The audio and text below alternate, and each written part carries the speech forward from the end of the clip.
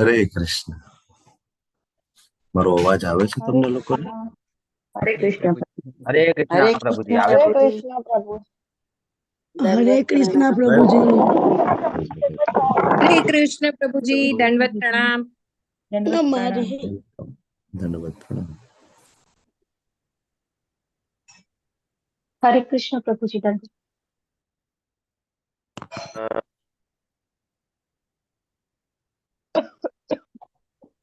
ખૂબ ખૂબ હૃદયપૂર્વક નું સ્વાગત છે તમારું બધાનું શ્રી શ્રી રાધા ગોવિંદ મંદિર ઇસ્કોન બેંગલુરુ કુલાઈ તરફથી હું જીતેન્દ્ર ગોપેશ દાસ આપ સૌનું ભક્તિ શાસ્ત્રીના અધ્યાય નંબર 3 અને વિભાગ બીજામાં ની ચર્ચાઓ કરવા માટે ખૂબ ખૂબ હૃદયપૂર્વક સ્વાગત કરું છું. વેલકમ.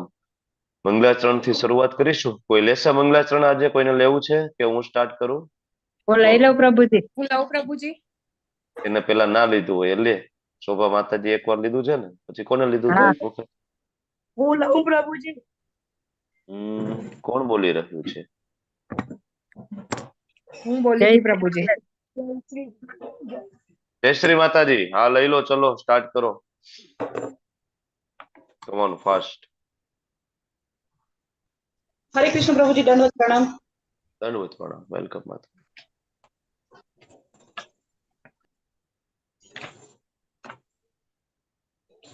જય શ્રી માતાજી. Are you ready? હા પ્રભુજી લઈ લઉં. ચલો ચલો સ્ટાર્ટ કરો. 2 મિનિટ.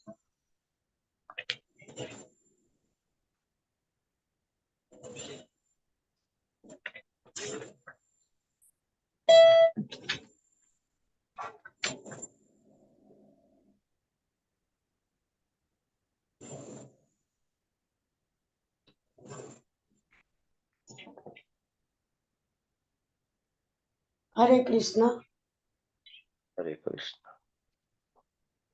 ઓમ જ્ઞાનતિમિરાજન જ્ઞાનશલાય ચક્ષુરુન્મિલિતાયેન તસ્મૈ શ્રી ગુરુવે શ્રી ચૈતન્ય મનોભીષ્ટમ સ્થાપિતમ येन ભૂત સ્વયં રૂપમ કદામાત દદાતિ સ્વપદાંતકમ વંદેહમ શ્રી ગુરુ સુયુક્તપકલમ શ્રી ગુરુ વૈષ્ણવાશ્રમ શ્રી રૂપમ સાગ્ર જાતમ સગણ શાંતિકમ તમ સજીવ સાદ્વૈતમ સાવધૂતમ પરજન સહિતમ કૃષ્ણ ચૈતન્ય દેવમ શ્રી રાધા કૃષ્ણ દાન સગણ લલિતા શ્રી વિશાખા વાંસમ હે કૃષ્ણ કરુણા સિંધો દીનબંધો જગતપતે ગોપેશા ગોપીશા કાંતમ રાધા કાંતમ નમોસ્તુતે તપ્ત કાંચન ગૌરાંગી રાશિ રાધે વૃંદાવનેશ્વરી વૃષભાનુસૂત દેવી પ્रणमामि हरिप्रिये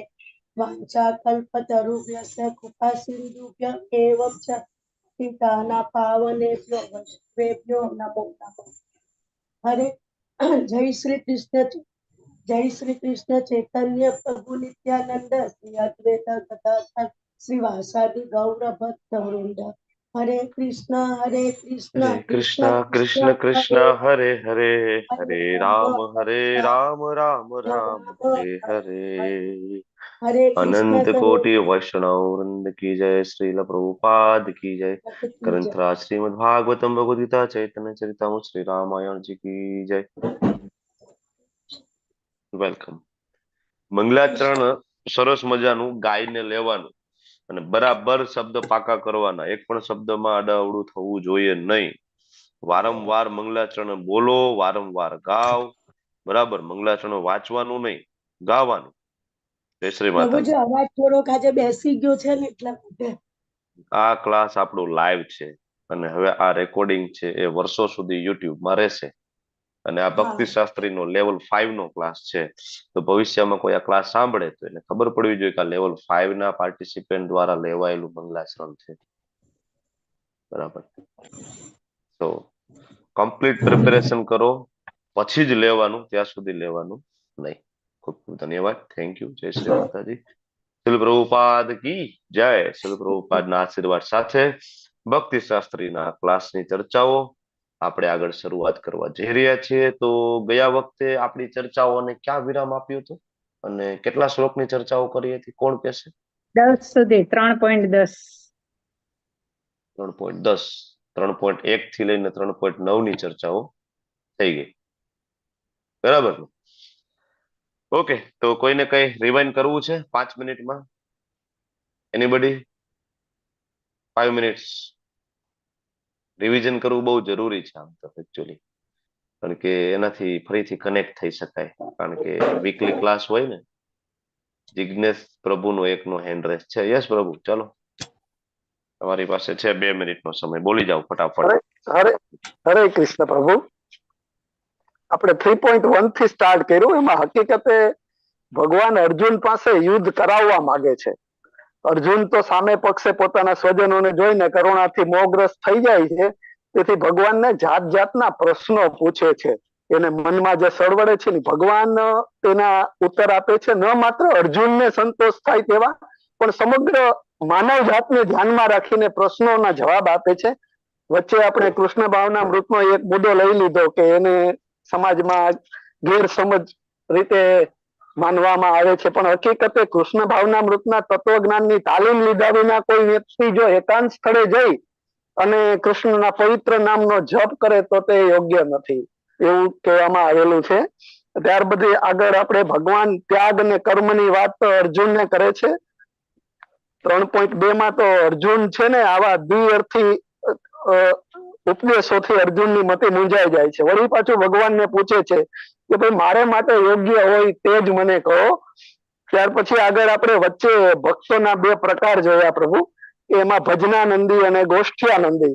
એમાં એમ પણ વાત કરી કે જે સારા ભજનાનંદી હોય તે આગળ જતા સારા ગોષ્ઠ્યાનંદી બની શકે એમ. ત્યારબાદ આપણે 3.3 માં ભગવાને 2 માર્ગ બતાવ્યા કે જ્ઞાન માર્ગ અને કર્મ માર્ગ. હવે એમાં કર્મ માર્ગ એવા લોકો માટે કીધો છે કે જેને મનમાં ભૌતિક વિષયોનો ભોગ ને ભોગવવાની ઈચ્છા હોય તેને માટે છે. ને જ્ઞાન માર્ગ એવા લોકો માટે કીધો છે કે ભૌતિક વિષયોની ભોગ ભોગવવાની ઈચ્છા એની શૂન્ય થઈ ગઈ છે, મરી પરવાડી છે. ત્યારબાદ આપણે આગળ કલ્પભેદ અને બ્રહ્માંડ ભેદની વાતો કરી, પણ તે સમજવી ઘણી થોડીક અઘરી છે અને એને માટે થોડીક યોગ્યતા પણ કેળવવી પડે એવી વાત થઈ. ત્યાર પછી આપણે આગળ 3.4 માં વળી પાછું ભગવાને કીધું ભાઈ કર્મ તો કરવું જ પડશે અને ત્યાગના 3 પ્રકારો દીધા, જેમાં સત્વગુણી, રજોગુણી ને તમોગુણી. અને ત્રણેય પ્રકારમાં ત્રણેય વ્યક્તિ અલગ અલગ એવી રીતે સત્વગુણી, રજોગુણી કે તમોગુણી ત્યાગ કરે તો એની ગતિ કેવી થાય તે પણ આપણે સમજ્યા.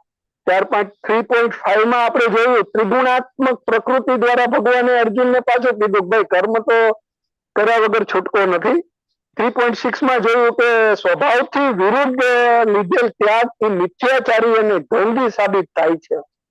3.7 માં ભગવાને અર્જુનને કહ્યું કે કર્તવ્ય કર્મ કર, જીવન નિર્વાહ માટે તો તે કરવું જ પડશે. ત્યાર પછી 3.8 ને 3.9 માં આપણે વાત કરી કે ભાઈ મારા માટે કર્મ કર ચલ, અર્થાત તે વિષ્ણુ પ્રીત્યર્થે કર્મ કર અને અનાસક્ત ભાવે થઈને નિષ્કામ કર્મ કર કે વિષ્ણુ પ્રત્યે પ્રીત્યર્થે કર્મ કરીને તું કર્મ બંધન માંથી છૂટી જઈશ. તેવી રીતે અને આવી વાત ભગવાને કરી. આમાં આ શ્લોક દ્વારા આપણે એમ પણ કહી શકાય કે ભગવાને ભગવદ ગીતાનો માર્ગ, ભગવત પ્રાપ્તિનો માર્ગ ખરેખર ખુલ્લો મૂકી દીધો છે આ શ્લોક દ્વારા. હરે કૃષ્ણ પ્રભુ. હરે કૃષ્ણ પ્રભુ, થેન્ક યુ. મારો અવાજ બરાબર આવે છે ને? નેટવર્ક સ્ટ્રેન્થ મારી બરાબર છે ને પ્રભુ? બરાબર છે. હા બરાબર છે. Okay, yes, thank you. Vimala Vrajrani Mataji અને વિક્રમી કૃષ્ણ પ્રભુ, તમારે પાર્ટિસિપેન્ટ જોવાના છે જે ભક્તિ શાસ્ત્રીના પાર્ટિસિપેન્ટ છે ને, બરાબર? ભક્તિ શાસ્ત્રી સિવાયના કોઈ નથી ને, અને મીટિંગ લોક કરજો. યસ, અમરીશ પટેલ પ્રભુ, વેલકમ પ્રભુ. તમને પણ કોસ્ટ બનાવું છું. મીટિંગ લોક કરજો એવી રીતે કે વેઇટિંગ આપણને દેખાય તો આપણે વેઇટિંગમાં રાખી શકીએ પાર્ટિસિપેન્ટને અને એલાઉ કરી શકીએ. ઓકે, અનિતા માતાજી કઈ કેવું છે? હા પ્રભુજી, એક તો આપણે છે ને આપણે બહુ સરસ વાત કરી હતી કે મોડર્ન સભ્યતાની અંદર અત્યારે પુસ્તકો બધા બહુ મળે છે, એટલે બધાને પુસ્તકીય જ્ઞાન બહુ હોય છે, એટલે બધા કન્ફ્યુઝ થાય છે. એટલે જે કલ્પભેદ ને બ્રહ્માંડ ભેદની જે કથા છે એ લોકોને સમજણ પડતી નથી, કારણ કે કોડેલ ભાષા છે એ બધી. અને પ્રભુજી મારે પૂછવું છે કે આપણે ધાર્મિક કાર્ય 8 પ્રકારે થાય આપણે વાત કરી હતી, યજ્ઞ, દાન, શાસ્ત્ર, સત્ય, ધૈર્ય, ક્ષમા. મારે 2 લખવાના રહી ગયા છે. ધાર્મિક કાર્ય 8 પ્રકાર થાય એમાં કોને બીજા આવડે 2 છે પ્રકાર કયા બાકીના બે? પ્રભુજી? બોલો. ક્ષમા આપવી એ પણ છે. બીજું કે ધૈર્ય, એક ક્ષમા, રહી ગયું? યજ્ઞ, દાન, શાસ્ત્ર હમ અને સત્ય, હજી 2 રહી ગયા. બોલો.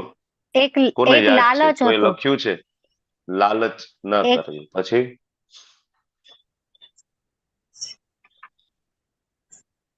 પછી નોટ બનાવી હોય તો નોટ ખોલો અને જુઓ. ત્યાં સુધીમાં હું આગળ વધું. તમને યાદ આવે તો કેજો, નહીતર પછી હું કહું છું. ઓકે, તમે લોકો તમારી નોટ ફંફોડો ત્યાં સુધી. શરૂઆત કરીએ.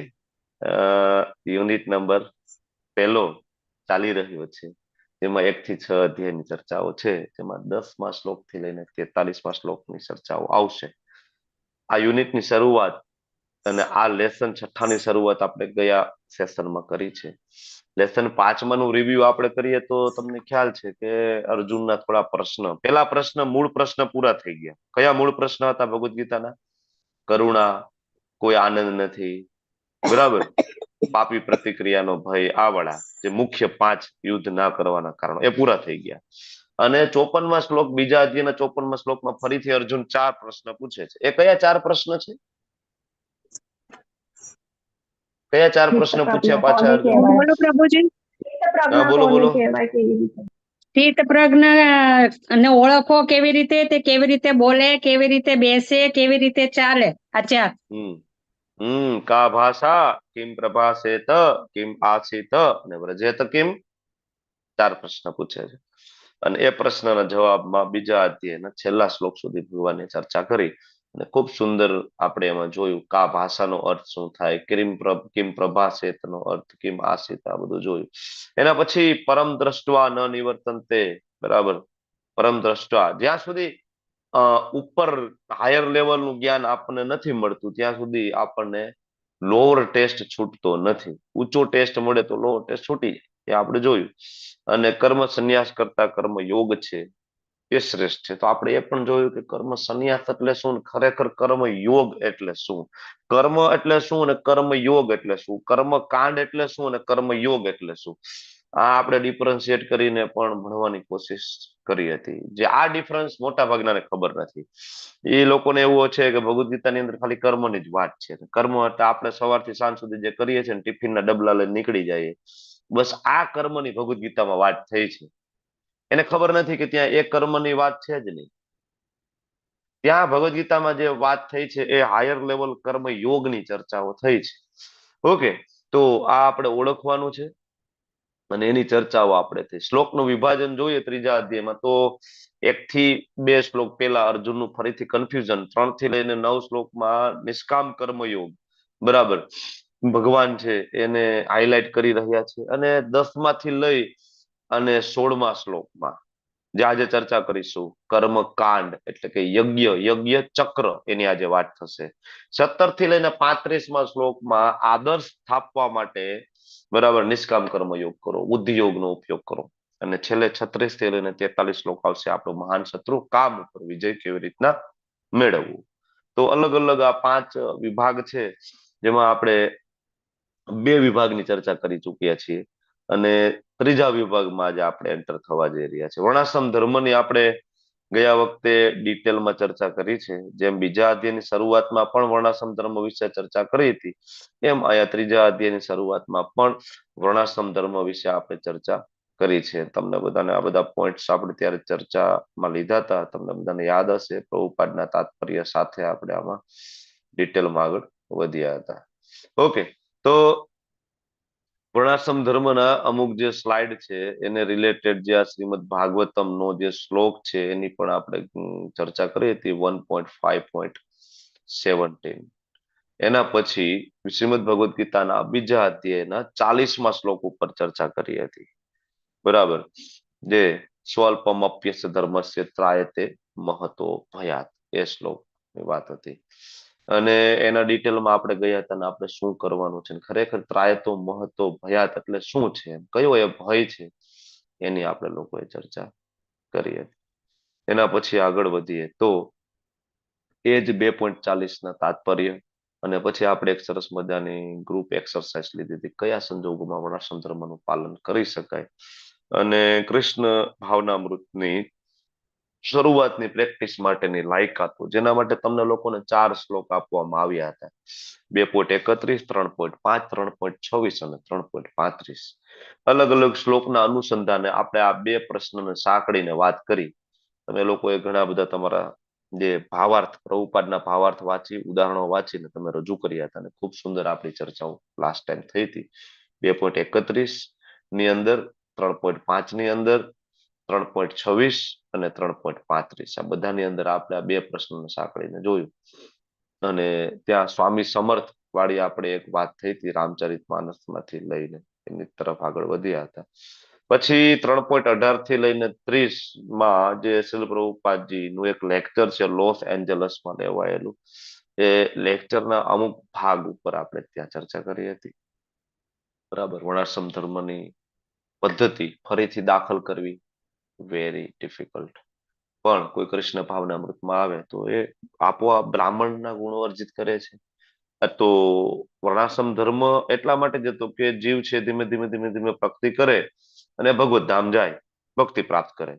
તો હવે એના કરતા પણ એક બેસ્ટ પદ્ધતિ જે ભાગવત ધર્મ કહેવાય છે, બરાબર, જે આપણને ભગવાન શ્રી ચૈતન્ય મહાપ્રભુએ આપી, અને એ પદ્ધતિ આપણે એપ્લાય કરતા કરતા કરતા ડાયરેક્ટ આપણે બ્રાહ્મણ કરતા પણ ઉપર વૈષ્ણવ બની શકાય છે, એવી ક્વોલિટી અર્જિત કરી શકાય છે. અને આ જે મુદ્દો છે કે બ્રાહ્મણ ઉપર કે વૈષ્ણવ ઉપર, આના ઉપર ભક્તિ સિદ્ધાંત સરસ્વતી મહારાજ, જે આપણા ગુરુ મહારાજ શ્રીલ પ્રભુપાદજીના પણ ગુરુ મહારાજના બહુ બધા લેક્ચર્સ અને બહુ બધી એના ઉપર સંભાષાઓ એ સમયે થયેલી, કહેવાતા એ સમયના વિદ્વાનો બ્રાહ્મણો સાથે બધાને પરાસ્ત કર્યા હતા. ભક્તિ સિદ્ધાંત સરસ્વતી મહારાજ, એમનું નામ જ એવું છે ને, સિદ્ધાંત. ઘણા બધાને એમ થાય ભક્તિમાં કોઈ સિદ્ધાંત હોય નહીં, ભક્તિ મન ફાવે એમ કરવાની એ ભક્તિ, મજા આવે એમ કરવાની એ ભક્તિ નહીં. ગુરુ મહારાજનું નામ જ હતું ભક્તિ સિદ્ધાંત, કે જેને ભક્તિના સિદ્ધાંતોને એસ્ટાબ્લિશ કર્યા અને જેના જીભ ઉપર સરસ્વતી બિરાજમાન હતા. કોણ? ભક્તિ સિદ્ધાંત સરસ્વતી પ્રભુપાદ ઠાકુર મહારાજ, બરાબર, શ્રી પ્રભુપાદજીના ગુરુ મહારાજ. જયારે રોડ ઉપર નીકળતા ને તો કહેવાતા વિદ્વાનો તો તરત બરાબર ને ખૂણો ખાચું ગોતવા માંડતા. અને ભક્તિ સિદ્ધાંત સરસ્વતી મહારાજ જયારે વૃંદાવનમાં ગયા ને, વૃંદાવનના બધા મંદિરો બંધ કરી દીધા હતા. ભક્તિ સિદ્ધાંત સરસ્વતી મહારાજને વેલકમ કરવા માટે કોઈ આગળ આવવા માટે તૈયાર નહોતું. વાય? શું કામ કોઈ વેલકમ કરવા નહોતું ગયું ખબર છે? કારણ કે ભક્તિ સિદ્ધાંત સરસ્વતી મહારાજ જેટલા બધા કડક હતા, જો કઈ નિયમોમાં ફેરફાર લાગે, કોઈ બની બેઠેલા ગોસ્વામીઓ હોય, શાસ્ત્રમાં ઉલ્લેખ ના હોય, ગળું પકડી લેતા, બતાવ ક્યાં લખ્યું છે આવું? આ તું ભક્તિ કરે છો, બીજા બધાને ગાઈડ કરે છો, ક્યાં લખ્યું છે? કયા શાસ્ત્રમાં લખ્યું છે? બરાબર. એકમાત્ર એવું મંદિર હતું વૃંદાવન કે જેને ભક્તિ સિદ્ધાંત સરસ્વતી મહારાજને વેલકમ કર્યું હતું. કયું? કયું મંદિર હતું? કયું મંદિર હતું? Do you know that? Nobody? Radharaman. Radharaman. આટલા એવા ભગવાન છે કે નહીં? સુંદર મજાના એક વેતના ભગવાન છે, બરાબર. ગોપાલ ભટ્ટ ગોસ્વામી જે છે, બરાબર, એમને ત્યાં શાલિગ્રામ શિલામાંથી જે ભગવાન પ્રગટ થયા એ ભગવાન શ્રી રાધારમણજી. આટલા એવા એમનું જે સેવા અને રખરખાવ જે મંદિરનો થતો હતો, જે ગોસ્વામી પરિવાર દ્વારા, માત્ર એ પરિવારે એ ભક્તિ સિદ્ધાંત સરસ્વતી મહારાજનું વેલકમ કર્યું હતું, કારણ કે એને ખબર હતી કે નહીં, બરાબર, આપણે જે કરીએ છીએ પદ્ધતિ મુજબ કરીએ છીએ, બાકી બધા વૃંદાવન છોડીને ભાગી ગયા હતા. અને આજે પણ એ પરિવાર જે છે રાધારમણ મંદિર વાળો પરિવાર, તમે લોકો વૃંદાવનમાં જાઓ અને એ લોકો ઇસ્કોનનું તિલક જોવે તો એ લોકો એવું માને કે આ આપણા છે, ખૂબ તમને ભાવપૂર્વક વેલકમ કરશે રાધારમણ મંદિર.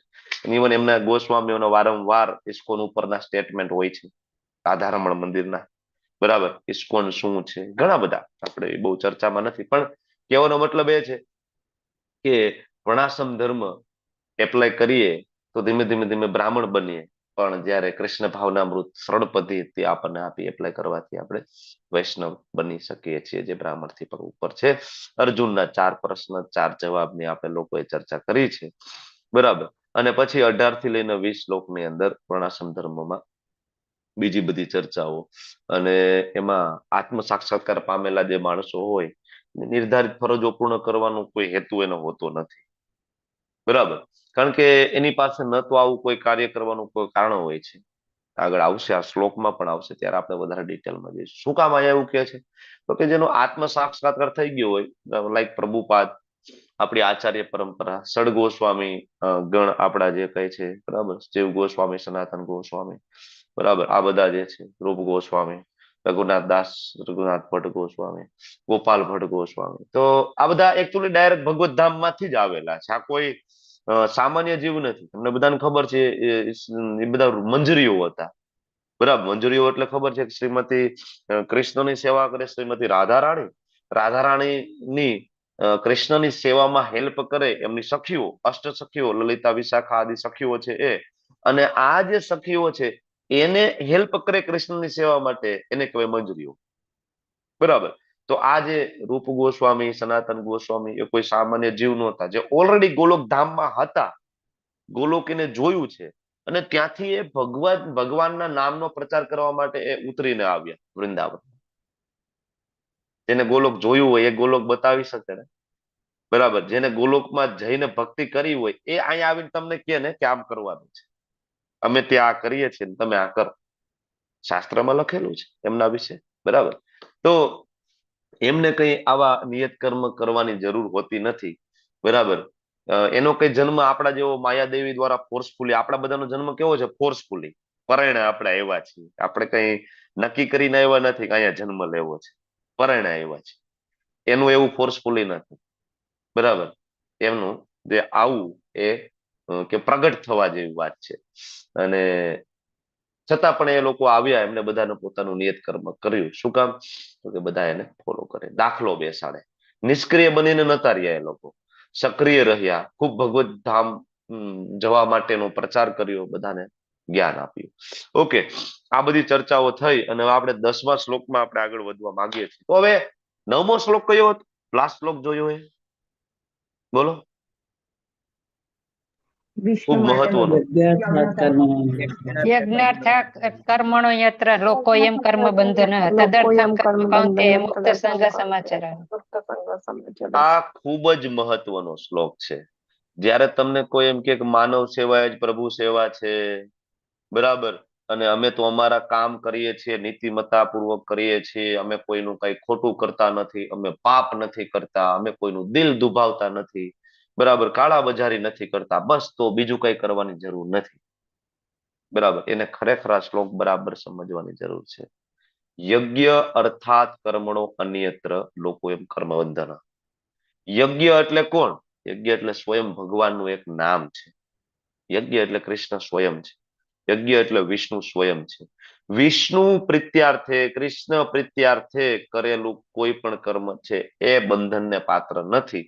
અન્યત્ર લોકો એમ કર્મ બંધન. એના સિવાયના જેટલા પણ કર્મ થાય એ બધા કેવા છે? કર્મ બંધન કન્ફર્મ છે એની અંદર. બરાબર, તો તમારે જોવાનું શું મારું કર્મ છે કૃષ્ણ પ્રીત્યાર્થે છે, કૃષ્ણની અનુકૂળતા માટે થાય છે, કે પછી મારી અનુકૂળતા માટે થાય છે? ભક્તિ રસામૃત સિંધુની અંદર એક સરસ મજાની શુદ્ધ ભક્તિની વ્યાખ્યાનો શ્લોક છે. કયો બોલો? કયો?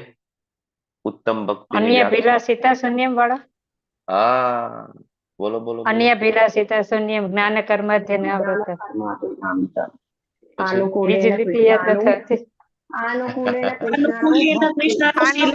કૃષ્ણાનો શુક્લમ ભક્તિરુત્તમ.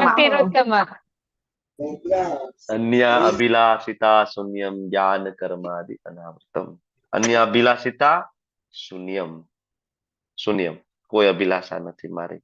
જ્ઞાન અને કર્મ દ્વારા આવૃત ના હોય તે, જ્ઞાન મિશ્રિત નહીં, કર્મ મિશ્રિત નહીં. પછી બીજી લીટી યાદ નથી આવતી, એ જ મેન છે. આનુકૂલ્ય અને કૃષ્ણાનું. કોને અનુકૂળ હોવી જોઈએ ભક્તિ? આપણને અનુકૂળ હોય એવી નહીં. કોને અનુકૂળ હોવી જોઈએ? આનુકૂલ્ય અને કૃષ્ણનો. કૃષ્ણને અનુકૂળ હોય. અચ્છા, કૃષ્ણને અનુકૂળ હોય આપણને કેમ ખબર પડે? તો કે જે કૃષ્ણ સાથે રહેતા હોય ને એ આપણને કેવા આવે કે ભાઈ જો કૃષ્ણને આ બધું વસ્તુ અનુકૂળ છે. તમે તમારે ત્યાં પ્રાઇમ મિનિસ્ટરને ઇન્વાઇટ કરો તો પ્રાઇમ મિનિસ્ટર સાથે જે રહેતા હોય ને એના સિક્યુરિટી ગાર્ડ્સ ને એમના જે કઈ સચિવ એ પેલા તમારે ત્યાં આવી જાય, બરાબર. એ પેલા તમને આવીને ઇન્ફોર્મ કરી દે, જો પ્રાઇમ મિનિસ્ટર ને આ વસ્તુ અનુકૂળ છે ભાઈ, એને આ ટાઈપનું જોશે સ્ટેજ, આટલી પબ્લિક જોશે, એને આ ટાઈપનો પ્રચાર જોશે, બરાબર, એને આ ટાઈપનું ભોજન જોશે, આ વ્યવસ્થા જોશે, એ આપણને કહેશે ને, બરાબર. ત્યારે તમે એ વ્યવસ્થા કરશો, પછી તમારે ત્યાં પ્રાઇમ મિનિસ્ટર આવશે.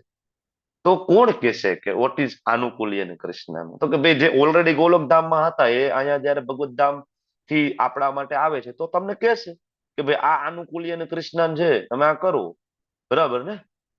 લાઈક ભગવાનના જે શુદ્ધ ભક્ત હતા આવીને આપણે કહ્યું છે, શ્રીલ પ્રભુપાદજી, બરાબર, સ્વયં ભગવાનના ધામની અંદર જતા આપણા માટે તો આવ્યા છે, બરાબર. ભક્તિ સિદ્ધાંત સરસ્વતી મહારાજ સ્પેશિયલ પ્રગટ થયા છે, બરાબર. ભક્તિ વિનોદ ઠાકોરજી છે, પ્રાર્થના કરી કે ભાઈ એવો પુત્ર આપો કે જે ભગવત ધામ, બરાબર, ભગવત નામનો પ્રચાર કરે. તો સ્પેશિયલી, બરાબર, જે આવ્યા છે ભક્તિ સિદ્ધાંત સરસ્વતી મહારાજ ગોલોક ધામની અંદર, આંખ બંધ કરે નરોત્તમદાસ ઠાકોર છે એ ગોલોક વૃંદાવન ધામ જોઈ શકે છે શું ચાલી રહ્યું છે. રૂપ ગોસ્વામી, સનાતન ગોસ્વામી વૃંદાવનની અંદર બેઠા હોય, આંખ બંધ કરે અને ભગવાનની લીલામાં પ્રવિષ્ટ હોય છે, બરાબર ને. તો એ કહી શકે આનુકૂલ્ય ને કૃષ્ણનું, બરાબર. આ ભક્તિ ઉત્તમ છે. તો આ આપણે ખાસ સમજવું જોઈએ. યજ્ઞ અર્થાત આનુકૂલ્ય ન કૃષ્ણનું, એ જ મતલબ છે આ એકચ્યુઅલી, હું એટલે કનેક્ટ કરું છું. યજ્ઞ અર્થાત કર્મણો અન્યત્ર, એટલે કે આનુકૂલ્ય ન કૃષ્ણનું.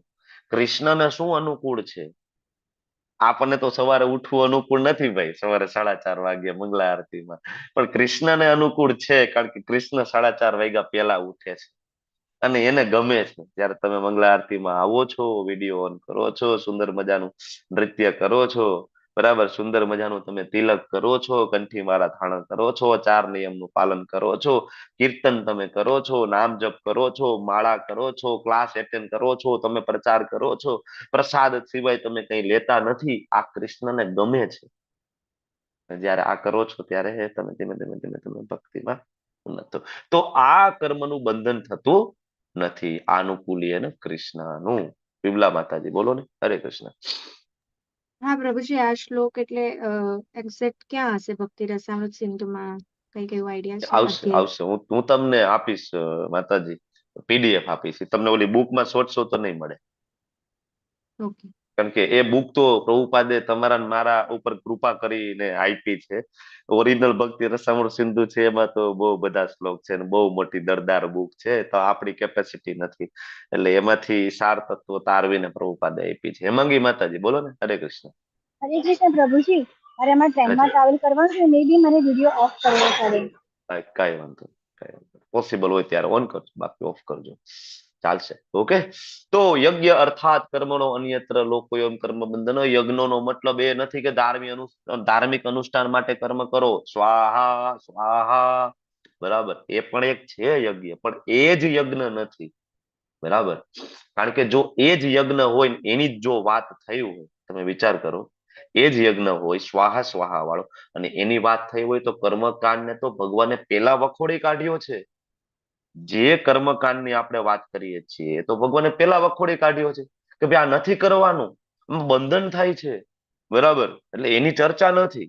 જે સ્વાહા સ્વાહા કર્મકાંડના અનુષ્ઠાનોની વાત હોય, કોઈ એવું માને કે અહીંયા એ યજ્ઞની વાત છે, તો એની વાત નથી. ભગવાન તો કર્મકાંડ કરવાની જ ના પાડે છે, એમાં પડવાનું જ નથી, બરાબર.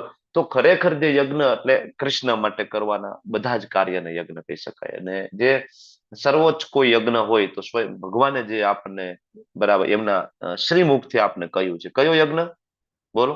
કયો યજ્ઞ? યજ્ઞાનામ યજ્ઞોસ્મિ.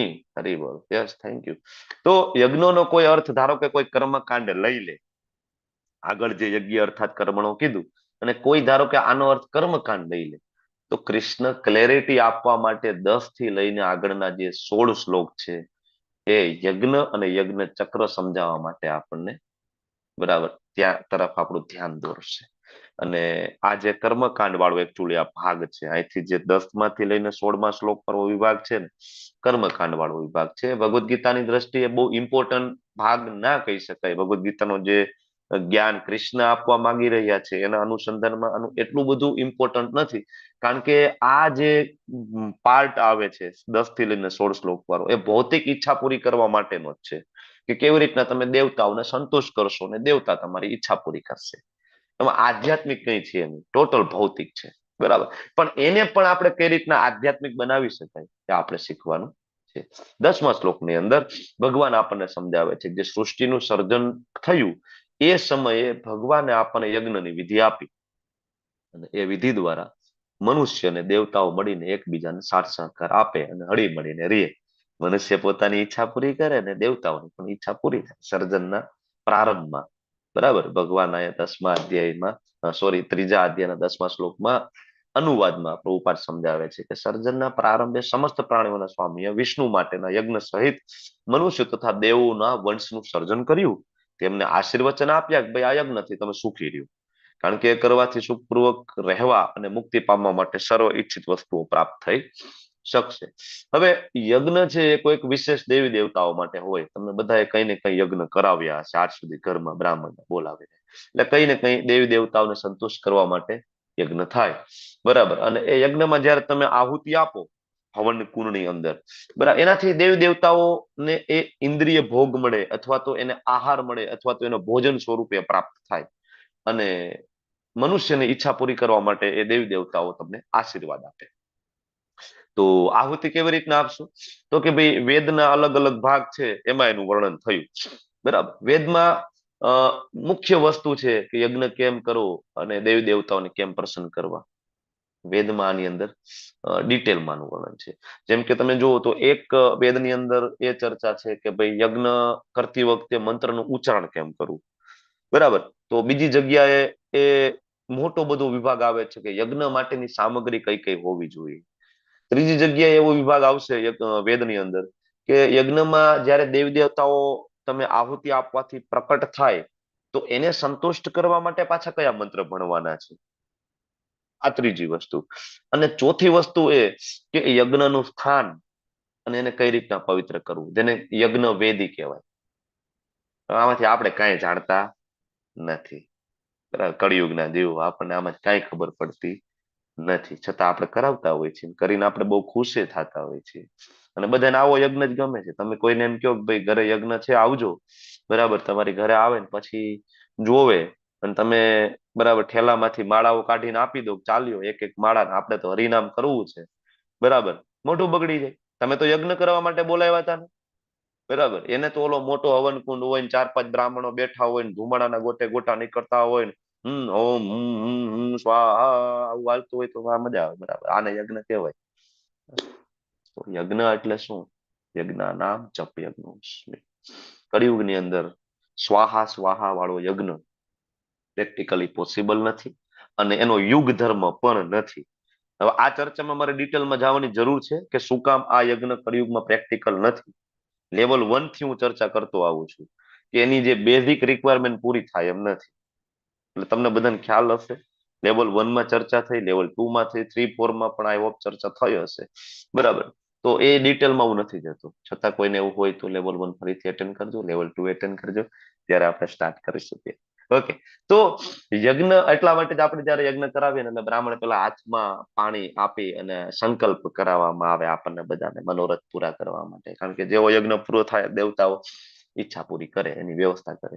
અને પહેલાના સમયમાં બ્રાહ્મણો આ રીતના યજ્ઞ કરાવતા, અને જન સમુદાયના કલ્યાણ માટે એ લોકો બધાની જે ઈચ્છા પૂરી થાય એટલે એ વ્યવસ્થા કરતા. ને એટલા માટે જ બીજા બધા જે વર્ણ છે એ બ્રાહ્મણનું પાલન પોષણ કરતા, બરાબર. એની ઈચ્છા પૂરી કરતા, બ્રાહ્મણોને દાન દક્ષિણા આપતા. બ્રાહ્મણોને પછી બીજા કઈ કામ કરવાની જરૂર નહોતી પડતી. એનું મેઇન કામ જ હતું જન સમુદાયનું કલ્યાણ કેવી રીતના થાય. એ વેદો એટલા માટે વાંચતા, બરાબર, કે બધાનું કલ્યાણ થાય, ઉદ્ધાર થાય, નહીં કે પૈસા કમાવા માટે, બરાબર. બધા સ્વેચ્છાએ આપે એ વસ્તુ આખી જુદી હતી, બરાબર.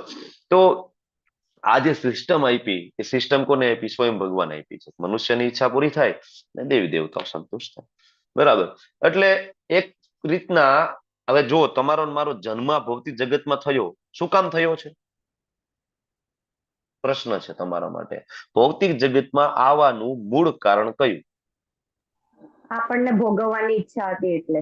હા, એક જ કારણ છે, ભોગ ભોગવવાની ઈચ્છા. ત્યાંથી શરૂઆત થઈ. પછી તો રિપીટ બર્થ, તો પછી કર્મનો સિદ્ધાંત તો પછી આવ્યો કે પાપ કર્યું તો નીચલી યોનિ, પુણ્ય કર્મ તો ઉપર, એ બધું પછી.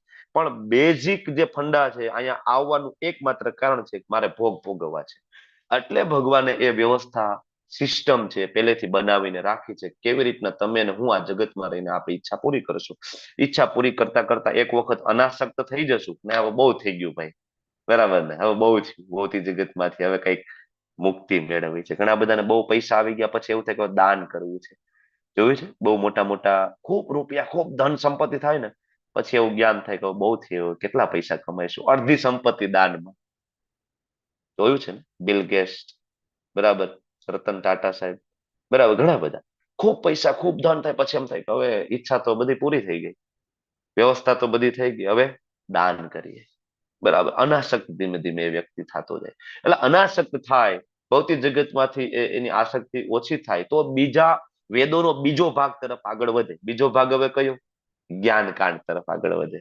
જ્ઞાનકાંડ તરફ આગળ વધતા વધતા ધીમે ધીમે ઉપાસના કાંડમાં આવી અને એ અલ્ટિમેટ ટ્રુથને સમજે. અલ્ટિમેટ ટ્રુથ શું છે? તો પ્રભુપાદ તાત્પર્યની અંદર 15.15 નો રેફરન્સ આપે છે. શું છે 15.15 શ્લોક? બોલો. વેદે સર્વસ્ય ચાહમ હૃદિ સન્નિવિષ્ટ. સર્વસ્ય ચાહમ એ પ્રભુ હૃદિ સન્નિવિષ્ટો. એ છે ને, સર્વસ્ય ચાહમ હૃદિ સન્નિવિષ્ટ. અહમ એવ વેદ્યો. વેદો જાણીને જાણવાનું કોને? મને જાણવાનો છે. વેદોમાં ભલે બધું આપ્યું હોય, બરાબર, બધું, પણ કોને જાણવાનું? મને. એટલે આમ આખી વૈદિક જે શાસ્ત્ર છે એનો સાર એક જ છે. કોણ? કૃષ્ણ. અને કરવાનું શું? તો કે વૈષ્ણવ બનવાનું. તો બધા વૈષ્ણવ બનશે? બધાને? તો બધા નહીં બને. તો શું કરવાનું? તો વૈષ્ણવ ના બને તેની પ્રગતિ શું? તો કે એને ભાઈ ધીમે ધીમે આગળ લાવવાના છે. તો ધીમે ધીમે આગળ લાવવા માટે, અને સાદી ભાષામાં હું કહું તો ઇટ્સ અ ટ્રેપ. ટ્રેપ એટલે ખબર છે ને? ટ્રેપ, કોઈને પકડવા માટે જાળ બિછાવવામાં આવે છે. તો વેદની અંદર, હા, માયાજાળ. વેદની અંદર જે આપ્યું ને, ધેટ ઇઝ ટ્રેપ. એક ટ્રેપ છે કે કઈ રીતના એને પકડી લેવો. ધીમે ધીમે એને એમ થાય કે મારી ઈચ્છા પૂરી થાય, ઈચ્છા પૂરી કરતા કરતા ક્યારે એ કર્મકાંડ વાળા વિભાગમાંથી જ્ઞાનકાંડમાં આવે, ને જ્ઞાનકાંડમાંથી ઉપાસના કાંડમાં આવે, ને ખબર ના પડે, અલ્ટિમેટલી ભગવાન કે મારી પાસે આવી જાય પાછું. This is the trap.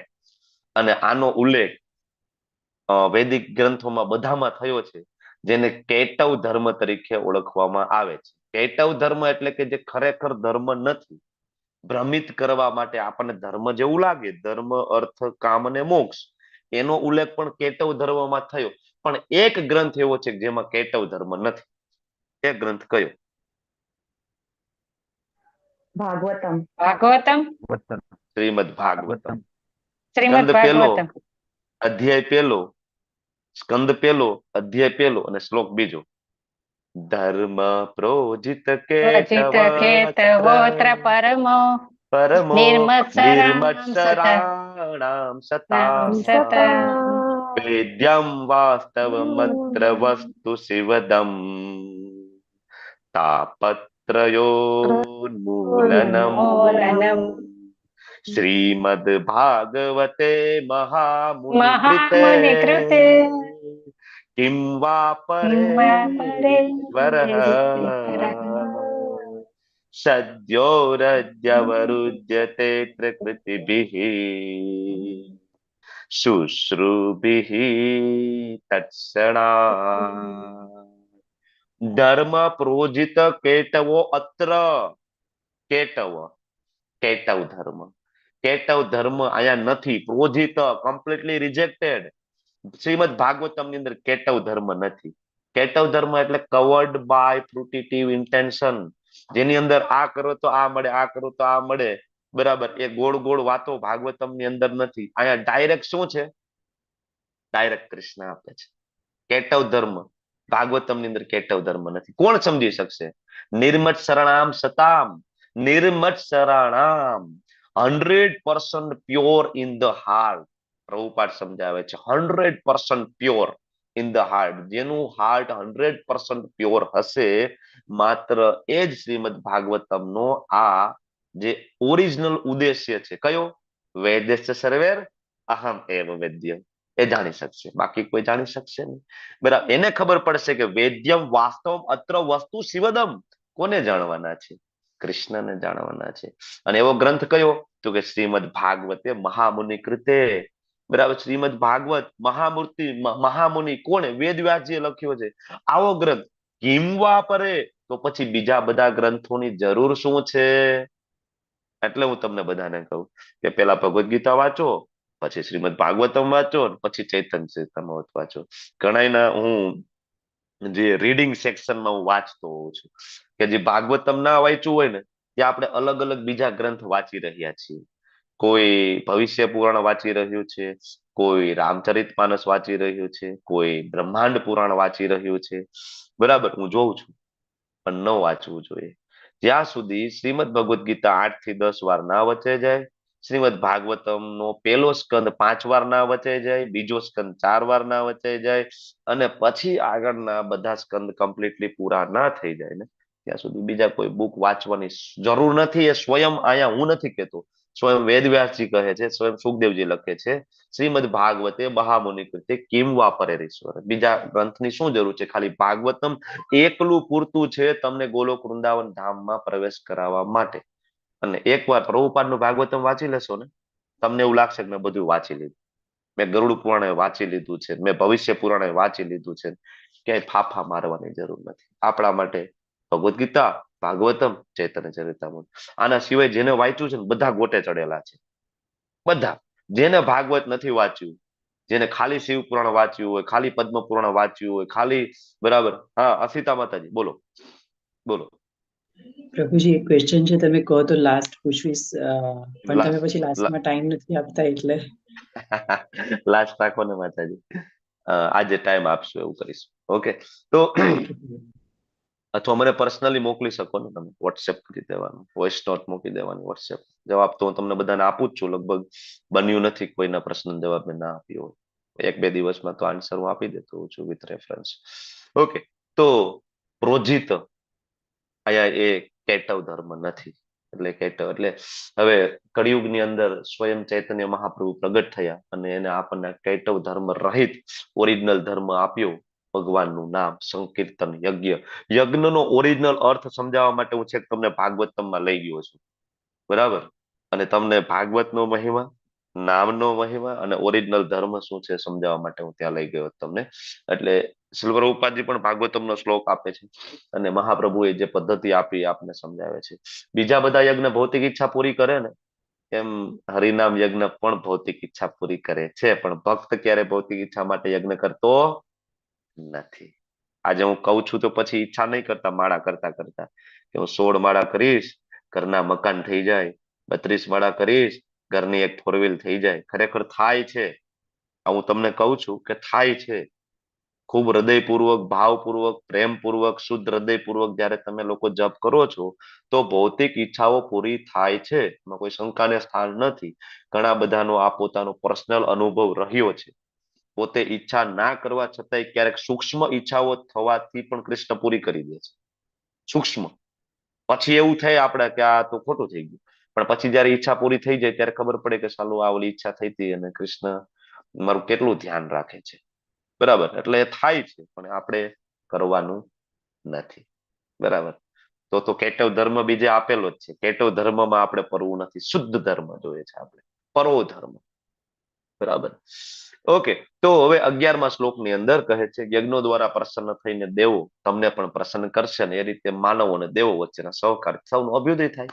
આ શ્લોકની અંદર યજ્ઞનો ઉદ્દેશ્ય ભગવાન સમજાવે છે 11મા શ્લોકમાં કે ભાઈ યજ્ઞનો ઉદ્દેશ્ય શું.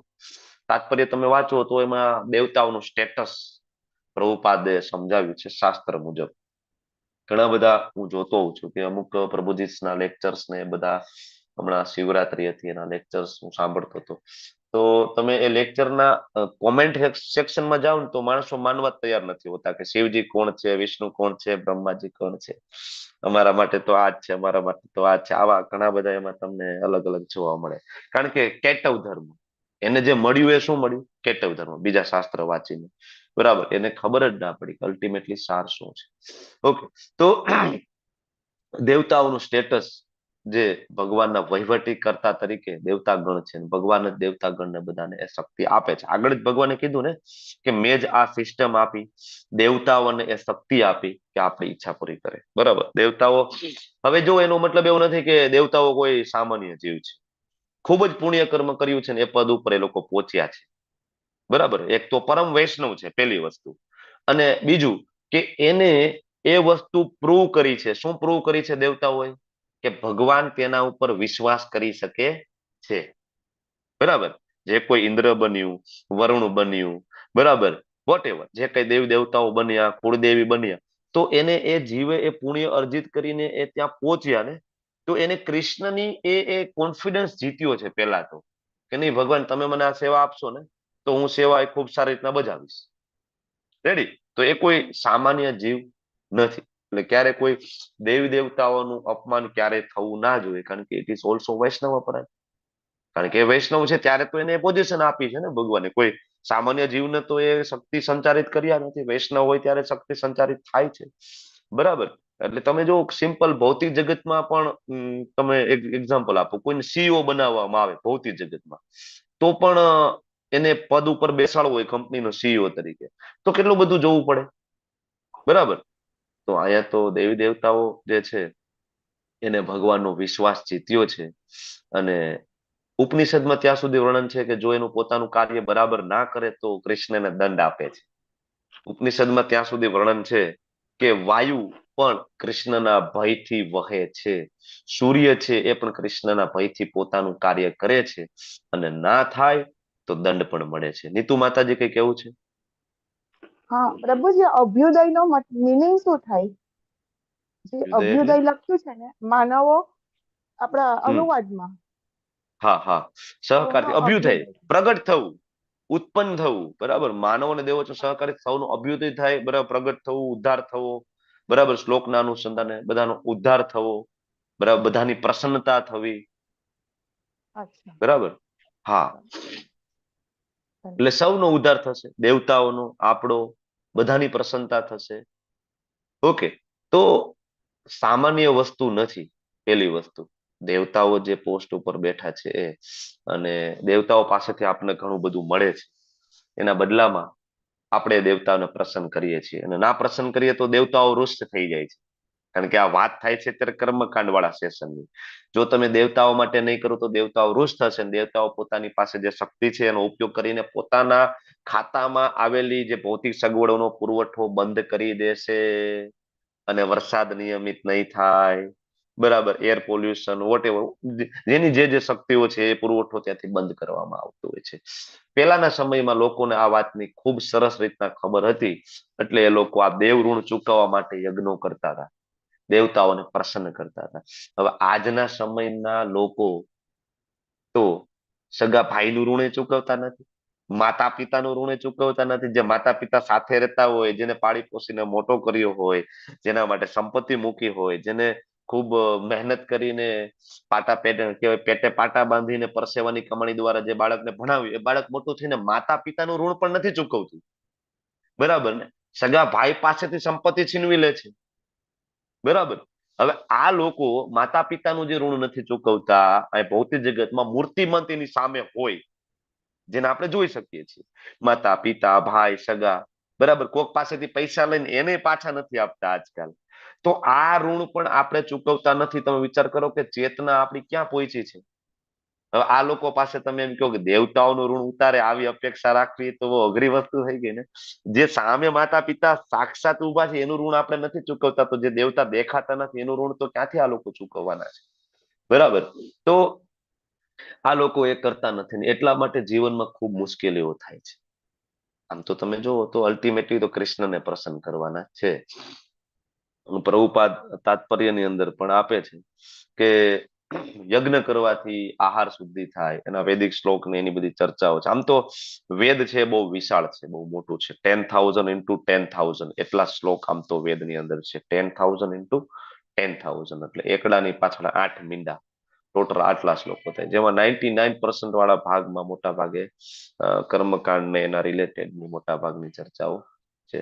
હવે આપણને પ્રશ્ન થાય કે ભાઈ દેવતાઓને સંતુષ્ટ કરી, બરાબર, અને વૈદિક નિયમો મુજબ આપણી ઈચ્છા પૂરી કરે અને આપણે પાપનું બંધન ના થાય, અને પોતાની રીતે જો ભોગવીને આપણે કર્મ કરીએ તો આપણને બંધન થાય. આવું કેમ?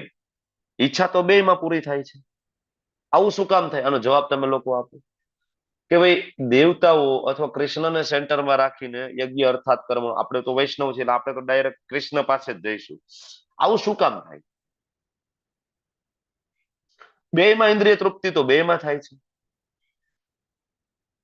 બોલો, જવાબ આપો.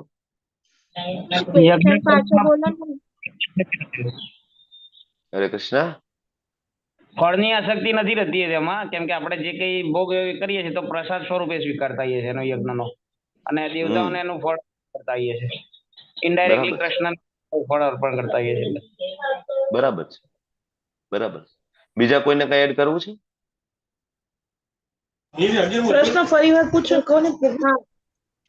બેયમાં ભોગની તૃપ્તિ, બેયમાં ઇન્દ્રિય તૃપ્તિ થાય છે. તમે દેવતાઓ મતલબ યજ્ઞ અર્થાત કર્મનો અન્યત્ર કરો છો તેમાં કર્મ બંધન નથી થતું. કર્મ તો એમાંય થાય છે, ઇન્દ્રિય તૃપ્તિ તો એમાંય થાય છે, કારણ કે વૈદિક વિધાનમાં જે આપ્યું છે, ઈચ્છા પૂરી કરવા માટે જ આ બધું યજ્ઞને આપ્યું છે.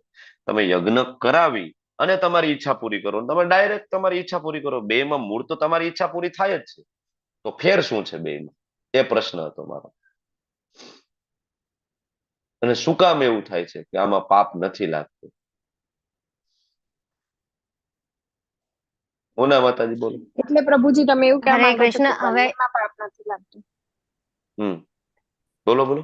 વૈષ્ણવો છે એ દાસ બનીને સેવા કરતા હોય છે, એટલે હા, અકર્મ એટલે જવાબ એવો જેવું છે થયું. કે એક તો તમે જ્યારે યજ્ઞ કરો છો તો તમે ભગવાનની આજ્ઞાનું પાલન કરો છો, કારણ કે ભગવાને આ સિસ્ટમ આપી છે, તો તમે ભગવાનની આજ્ઞાનું પાલન કરો છો, બરાબર. અને બીજું અહીંયા ઈચ્છા પૂરી કરવા માટે થોડાક નિયમો છે, બરાબર. એક વ્યક્તિ નોનવેજ આડેધડ ખાતો હોય અને એક વ્યક્તિ નોનવેજ છે એ વૈદિક મર્યાદામાં પશુ બલિ આપીને ખાતો હોય, બરાબર, તો એમાં કર્મના ફળમાં ડિફરન્સ છે. આડેધડ ખાતો હોય ને વૈદિક મર્યાદા પર, બેમાં ફેર છે આગળ જતા બંધન થવામાં, બરાબર.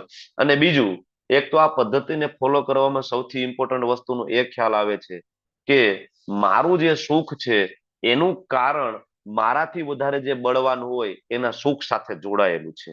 એટલે એ વ્યક્તિ પોતાનાથી કોઈકને સુપિરિયર માને છે કે નહીં, મારે આને પ્રસન્ન કરવા જોઈએ તો એમાં હું પ્રસન્ન થઈશ. આ પદ્ધતિ છે ધીમે ધીમે ધીમે કૃષ્ણ તરફ જવાની. એક સમયે કરતા કરતા કરતા એને ખબર પડી જશે કે નહીં, મારું સુખ તો કૃષ્ણની પ્રસન્નતા સાથે જોડાયેલું છે. પેલા દેવ દેવતાઓ, પછી એ કૃષ્ણની પ્રસન્નતા સાથે જોડાઈ જશે, બરાબર.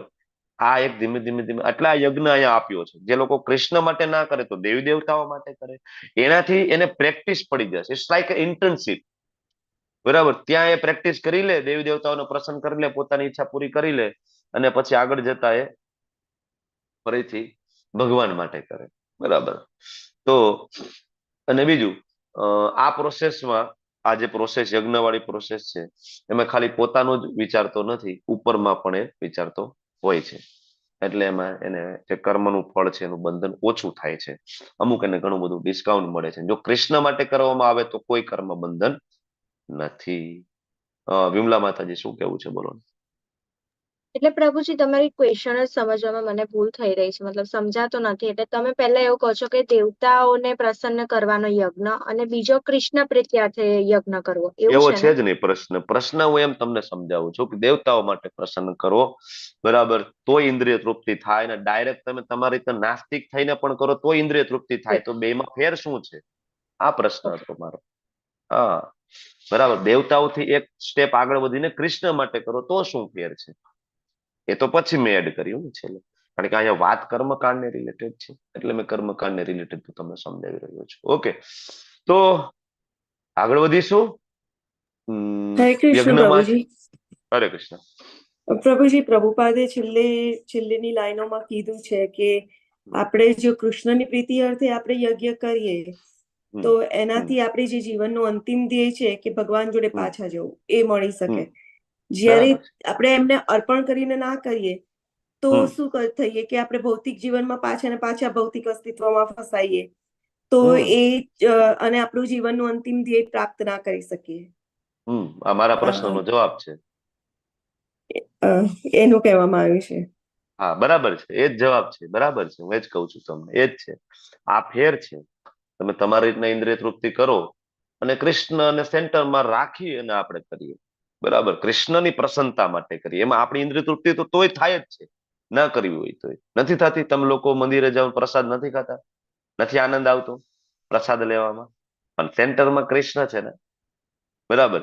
ભલે આપણું એક અત્યારે તો શરૂઆતમાં આપણી એ ચેતના હોય, ધીમે ધીમે તો આપણી એ ચેતના પણ ધીમે ધીમે જતી રહે છે કે નહીં, ખાલી કૃષ્ણ પ્રસન્ન થાય શરૂઆતમાં, પણ તોય એમાં કર્મનું બંધન થતું નથી. આગળ 12મા શ્લોકની અંદર કહે છે, જીવનની વિવિધ જરૂરિયાતોની પૂર્તિ કરનારા વિભિન્ન દેવો યજ્ઞ સંપન્ન કરવાથી પ્રસન્ન થઈ અને તમારી બધી જરૂરિયાતોની પૂર્તિ કરશે. કોણ કહે છે? ભગવાન. કે તમે આ યજ્ઞ કરશો ને, દેવતાઓ તમારી જરૂરિયાતની પૂર્તિ કરશે. પણ હવે જે લોકો આ નથી કરતા, દેવોને અર્પણ નથી કરતા, એ ચોર છે. અહીંયા ભગવાન દેવતા અને મનુષ્ય વચ્ચેનો સંબંધ સમજાવી રહ્યા છે કે શું કામ યજ્ઞ કરવાનો છે. જે લોકો ધારો કે કૃષ્ણને નથી માનતા, તમે જોયું હશે ઘણા બધા કુળદેવી માટે નિવેદ કરતા હોય છે, તમે બધા પણ કરતા જશો, બરાબર. તો એ પણ એક પગથિયું છે આગળ વધવા માટેનું. જે સાવ નાસ્તિક હોય, બરાબર, એના કરતા એટલીસ્ટ કુળદેવીને તો અર્પણ કરે છે, એવું તો માને છે કે નહીં, મારા ઉપર કુળદેવી છે અને મારે એની પ્રસન્નતા માટે કંઈક કરવું પડે, બરાબર. એ એક પગથિયું છે. એટલે એવું નથી કે આ જે સ્ટેપ છે નકામું સ્ટેપ છે. આની પહેલા પણ તમને બધાને ખ્યાલ છે કે આપણે વાત થઈ હતી કે કર્મકાંડ કોના માટે જરૂરી છે. કર્મકાંડને ખોટો ના કહી શકાય. પેલા ધોરણનું બાળક પેલા ધોરણનું વર્તન કરે છે, બરાબર છે, એના માટે કર્મકાંડ લેવલનો વ્યક્તિ કર્મકાંડનું વર્તન કરે, બરાબર. પણ કોઈ 5મા ધોરણનો વ્યક્તિ બાળક હોય, પેલા ધોરણનું વર્તન કરે તો એના માટે બરાબર નથી. એટલે કોઈ ભક્તિ યોગમાં આવે અને કર્મકાંડને ફોલો કરતો હોય તે બરાબર નથી, બરાબર. આપણે આની પહેલા આપણે સમજી ગયા છે, હું ફરીથી ડિટેલમાં ત્યાં જતો નથી. તો અહીંયા જે સંબંધની વાત કરે છે, દેવતાઓ પાસેથી આપણે ઘણી બધી વસ્તુ પ્રાપ્ત થાય છે, આપણે ભોગવીએ છીએ, રિટર્નમાં આપણે દેવતાઓને આપવું જોઈએ, ના આપીએ તો યમરાજ સ્વયં આપણને એનો દંડ આપે છે. અને દરેક મનુષ્ય પોતાના ગુણ પ્રમાણે અલગ અલગ યજ્ઞ હંમેશા કરતા હોય છે, એનું તાત્પર્યમાં પ્રભુપાદ વર્ણન કરે છે, બરાબર. તો એમાં મુખ્ય 5 પ્રકારના યજ્ઞની વાત છે. પ્રભુપાદે 5 પ્રકારના કયા યજ્ઞ છે એનું બહુ ડિટેલિંગ આપણને નથી આપ્યું. પહેલાના સમયમાં ગૃહસ્થો 5 પ્રકારના યજ્ઞો રોજ કરતા. જે તમે વાંચો બીજા શાસ્ત્રમાં તમને મળે, એમાં બ્રહ્મ યજ્ઞ છે, દેવ યજ્ઞ છે, પિતૃ યજ્ઞ છે, ભૂત યજ્ઞ છે, અતિથિ યજ્ઞ છે. આ જે મુખ્ય આ 5 યજ્ઞ છે, પેલાના સમયમાં આ લોકો કરતા. હવે યજ્ઞ કરવા માટે એક તો સમય બહુ જોઈએ, અને આ બધા યજ્ઞ કરીને તમે ઉપર જઈ શકો, ઉપરના લોકમાં, સ્વર્ગમાં જઈ શકો. પણ ફાયદો શું છે ત્યાં જઈને પણ? તો કે પાછા આવીએ વળી પાછું ફરીથી અહીંયા જ આવવાનું છે, બરાબર. અને આ જે 5 પ્રકારના યજ્ઞ, બ્રહ્મ, દેવ, પિતૃ, ભૂત અને અતિથિ, બરાબર, આ એક તમે 5 પ્રકારના યજ્ઞો કહો, સંસ્કાર કહો કે અનુષ્ઠાન કહો, આને જ ફોલો કરીને જે સનાતન ધર્મમાંથી જુદા થયેલા બીજા બધા જે ધર્મો છે, જેમ કે મુસ્લિમ ધર્મ, એમાં 5 નમાજ આખા દિવસમાં પઢવામાં આવે છે, એ આના જ અનુસંધાને છે. આપણે 5 ધર્મને ફોલો કરતા, એ આપણામાંથી જુદા થયા અને એને કન્વર્ટ કર્યું 5 પ્રકારની નમાજ. આખા દિવસમાં 5 નમાજ પડે છે, સેમ 5 યજ્ઞ પેલા કરતા, અને આ 5 નમાજ પડે છે, 5 વાર પૂજા કરે છે, બરાબર. પ્રભુપાદ તાત્પર્યમાં આપણને સરસ સમજાવે છે કે જીવનની જરૂરિયાતની જે કઈ વસ્તુઓ હોય, આપણે એમાંથી કઈ બનાવી શકતા નથી. Who is creator? Creator always Krishna. Krishna સિવાય કોઈ ક્રિએટર નથી, આપણને ખબર છે. ઇવન તમે વેજીટેરિયન હોય કે નોન વેજીટેરિયન હોય, વોટ એવર, તમારે કોણ આપે? ઉષ્ણતા કોણ આપે? પ્રકાશ કોણ આપે? જળ કોણ આપે? વાયુ કોણ આપે? આપણે આમાંથી કઈ બનાવી શકતા નથી, બરાબર. આખા જગતમાં જે કઈ ઉદ્યોગો ચાલે છે, જે કઈ સાયન્ટિસ્ટો શોધ કરે છે, બરાબર, આ બધી વસ્તુનો કાચો માલ ક્યાંથી આવે છે? આપણે બનાવી શકીએ છીએ. કોણ બનાવે છે? કૃષ્ણ, બરાબર. હવે સમજાયું શું કામ આપણે ચોર અહીંયા લખ્યું છે ભગવાને, કે આપણે અર્પણ નથી કરતા તો શું કામ આપણે ચોર છીએ? કારણ કે બધી વસ્તુનો કાચો માલ છે એ એના દ્વારા પ્રોવાઈડ કરવામાં આવ્યો છે. તમે તો ખાલી એનું રૂપાંતર જ કરો છો ને, તમે કઈ ક્રિએશન નથી કરી શકતા, નેવર, બરાબર. સાયન્સ છે ડિસ્કવર કરી શકે, શોધ કરી શકે, ક્રિએટ ના કરી શકે, બરાબર. કોઈ સાયન્ટિસ્ટે ગુરુત્વાકર્ષણ બળની શોધ કરી તો એની પેલા ગુરુત્વાકર્ષણ બળ નહોતું. જયારે સાયન્ટિસ્ટે, બરાબર, ધારો કે સફરજન ઉપરથી પડ્યું, નીચે પડ્યું, પછી એને થિયરી લખી કે ભાઈ આ ગુરુત્વાકર્ષણ બળ હોય, સફરજન મૂકો તો નીચે પડે, તો એની પેલા સફરજન નીચે નહોતું પડતું, બરાબર. આવી રીતના મૂકો તો ઉપર વહી જતું હતું. હતું તો ખરી જ ને, ક્રિએટર કૃષ્ણ છે. આ સમજવાની જરૂર છે. એક વખત કોઈક સિમેન્ટના ફેક્ટરીના માલિક પ્રભુપાદને મળવા આવે છે, વાત કરતા હતા કે મારી ફેક્ટરી છે, આટલું આટલું આપણું ટર્નઓવર છે, આમ છે, મારું આ છે, મારું તે છે. પ્રભુપાદ કે તમે ચોર છો. પ્રભુપાદ તો ડાયરેક્ટ મોઢે કહી દે તમે ચોર છો. પ્રભુપાદ કે તો કે કેમ હું ચોર છું? તો સિમેન્ટ તમે કેવી રીતના બનાવો છો? તો પ્રોસેસ કહેતા હતા. તો કે રો મટીરિયલ ક્યાંથી આવે? તો કે પહાડમાંથી અમે બધું લઈ આવીએ અને એ સ્ટોન ને અમે ક્રશ કરી અને કેમિકલ એડ કરી અને બને. અચ્છા, સ્ટોન કોને બનાવ્યા છે? તમે બનાવ્યા છે. પહાડ કોને બનાવ્યો છે? પ્રભુપાદ કે તમે બનાવ્યો છે. Who is creator? Krishna is creator. કૃષ્ણએ બનાવ્યું છે. તમે તો લાવ્યા, એને ક્રશ કર્યું, બરાબર, અને ઉપર તમારું બ્રાન્ડ મારી દીધી અને વેચી દીધું. કોના? તમારા નામે. મારું છે. આમાં તમારું શું છે? તમે એમાં જે કઈ મિક્સિંગ કર્યું છે તમારું શું છે? નીચેથી લઈને ઉપર સુધી તમારું કાંઈ જ નથી. તમે ખાલી કન્વર્ટ કર્યું છે, બરાબર. તો ઓલો ભાઈ કે છે કે પ્રભુપાદ પણ મેં કે મારા ફેક્ટરીનું નામ કૃષ્ણ નામ ઉપરથી રાખ્યું છે. તો પ્રભુપાદ કે તો તમે નાના ચોર છો. એ કે તમે કૃષ્ણનું નામ રાખ્યું છે, તમે નાના ચોર છો, બાકી તમે ચોર તો છો, એમાં કોઈ શંકાને સ્થાન નથી. ભૌતિક જગતમાં ઇવન આપણે સુખી રહેવું હોય તો પણ આપણે કૃષ્ણને અર્પણ કરવું જોઈએ, કારણ કે બેઝ કયો છે? Krishna. Who is creator? Krishna is creator. બરાબર, બધું કૃષ્ણ પાસેથી આવે છે, બરાબર. એટલે આપણે અર્પણ કરવું જોઈએ. એમાં સૌથી પ્રેક્ટિકલ યજ્ઞ હોય તો કયો? હરિનામ યજ્ઞ, બરાબર. જેના દ્વારા આપણને બધી શક્તિઓ મળે છે એ કૃષ્ણ છે, અને એ શક્તિ દ્વારા જ આપણે આગળ વધી શકીએ છીએ. તો એ બધી જ શક્તિના માલિક જે છે, સર્વશક્તિમાન કૃષ્ણને આપણે અર્પણ કરવું જોઈએ. એટલે શુદ્ધ ભક્ત છે, સૌથી ઈમાનદાર છે, બરાબર, કારણ કે જ્યાંથી મળ્યું છે, બરાબર, એ સંપૂર્ણપણે ત્યાં શરણાગત છે. 6:02 થઈ છે. નાનો એવો બ્રેક લેવો છે, પછી આપણે આગળના શ્લોક તરફ વધીશું. અને કોઈને 5 મિનિટનું નાનું એવું કીર્તન લેવું છે. 6:07 પૂરું થઈ જવું જોઈએ. Anybody ready? ચેટ બોક્સમાં તમારી એટેન્ડન્સ લિંક વિમલા માતાજીએ નથી મૂકી. કોઈ ના હોય તો પ્રભુજી હું શિક્ષાષ્ટકમ લઈ લઉં. ચાલો, કોઈ રેડી નથી તો લઈ લો. પ્રજરાની વિનીતા કોઈને માતાજી લેવું તમે છે? રેડી કર્યું છે? ટાઈમ ઓછો છે આપણી પાસે. કમ ઓન, માઇક ચાલુ કરો. હરે કૃષ્ણ પ્રભુજી. યસ, લેવું છે? હા પ્રભુજી. ચલો સ્ટાર્ટ કરો. Come on, fast. નંદનંદનાષ્ટકમ લઉં છું પ્રભુજી. 5 મિનિટ છે સુચારુ તમારી પાસે. વક્રમંડલમ સુકર્ણરત્નકુંડલમ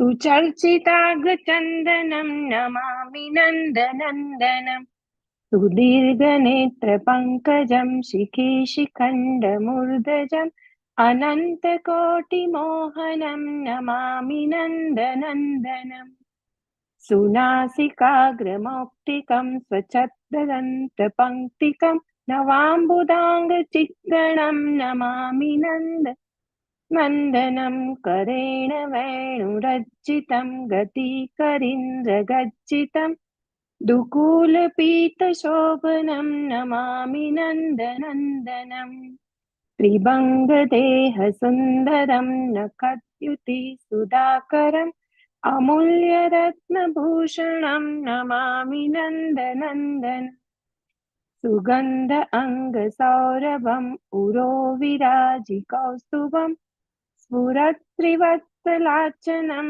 नमामि नन्दनन्दनम् वृन्दावन सुनागरं विलासानुगवाससं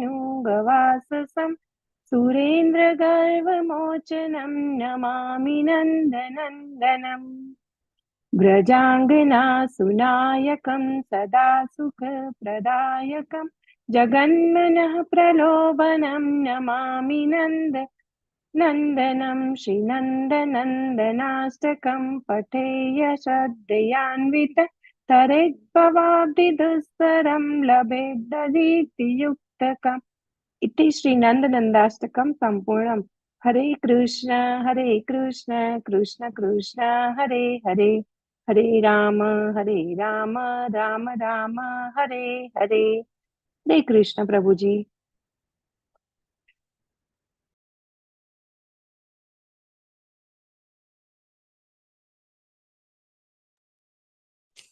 કોઈને બીજું કઈ ગાવું છે નાનું, જય રાધા માધવ કે કંઈ? કૃષ્ણ હરે કૃષ્ણ કૃષ્ણ કૃષ્ણ હરે હરે હરે રામ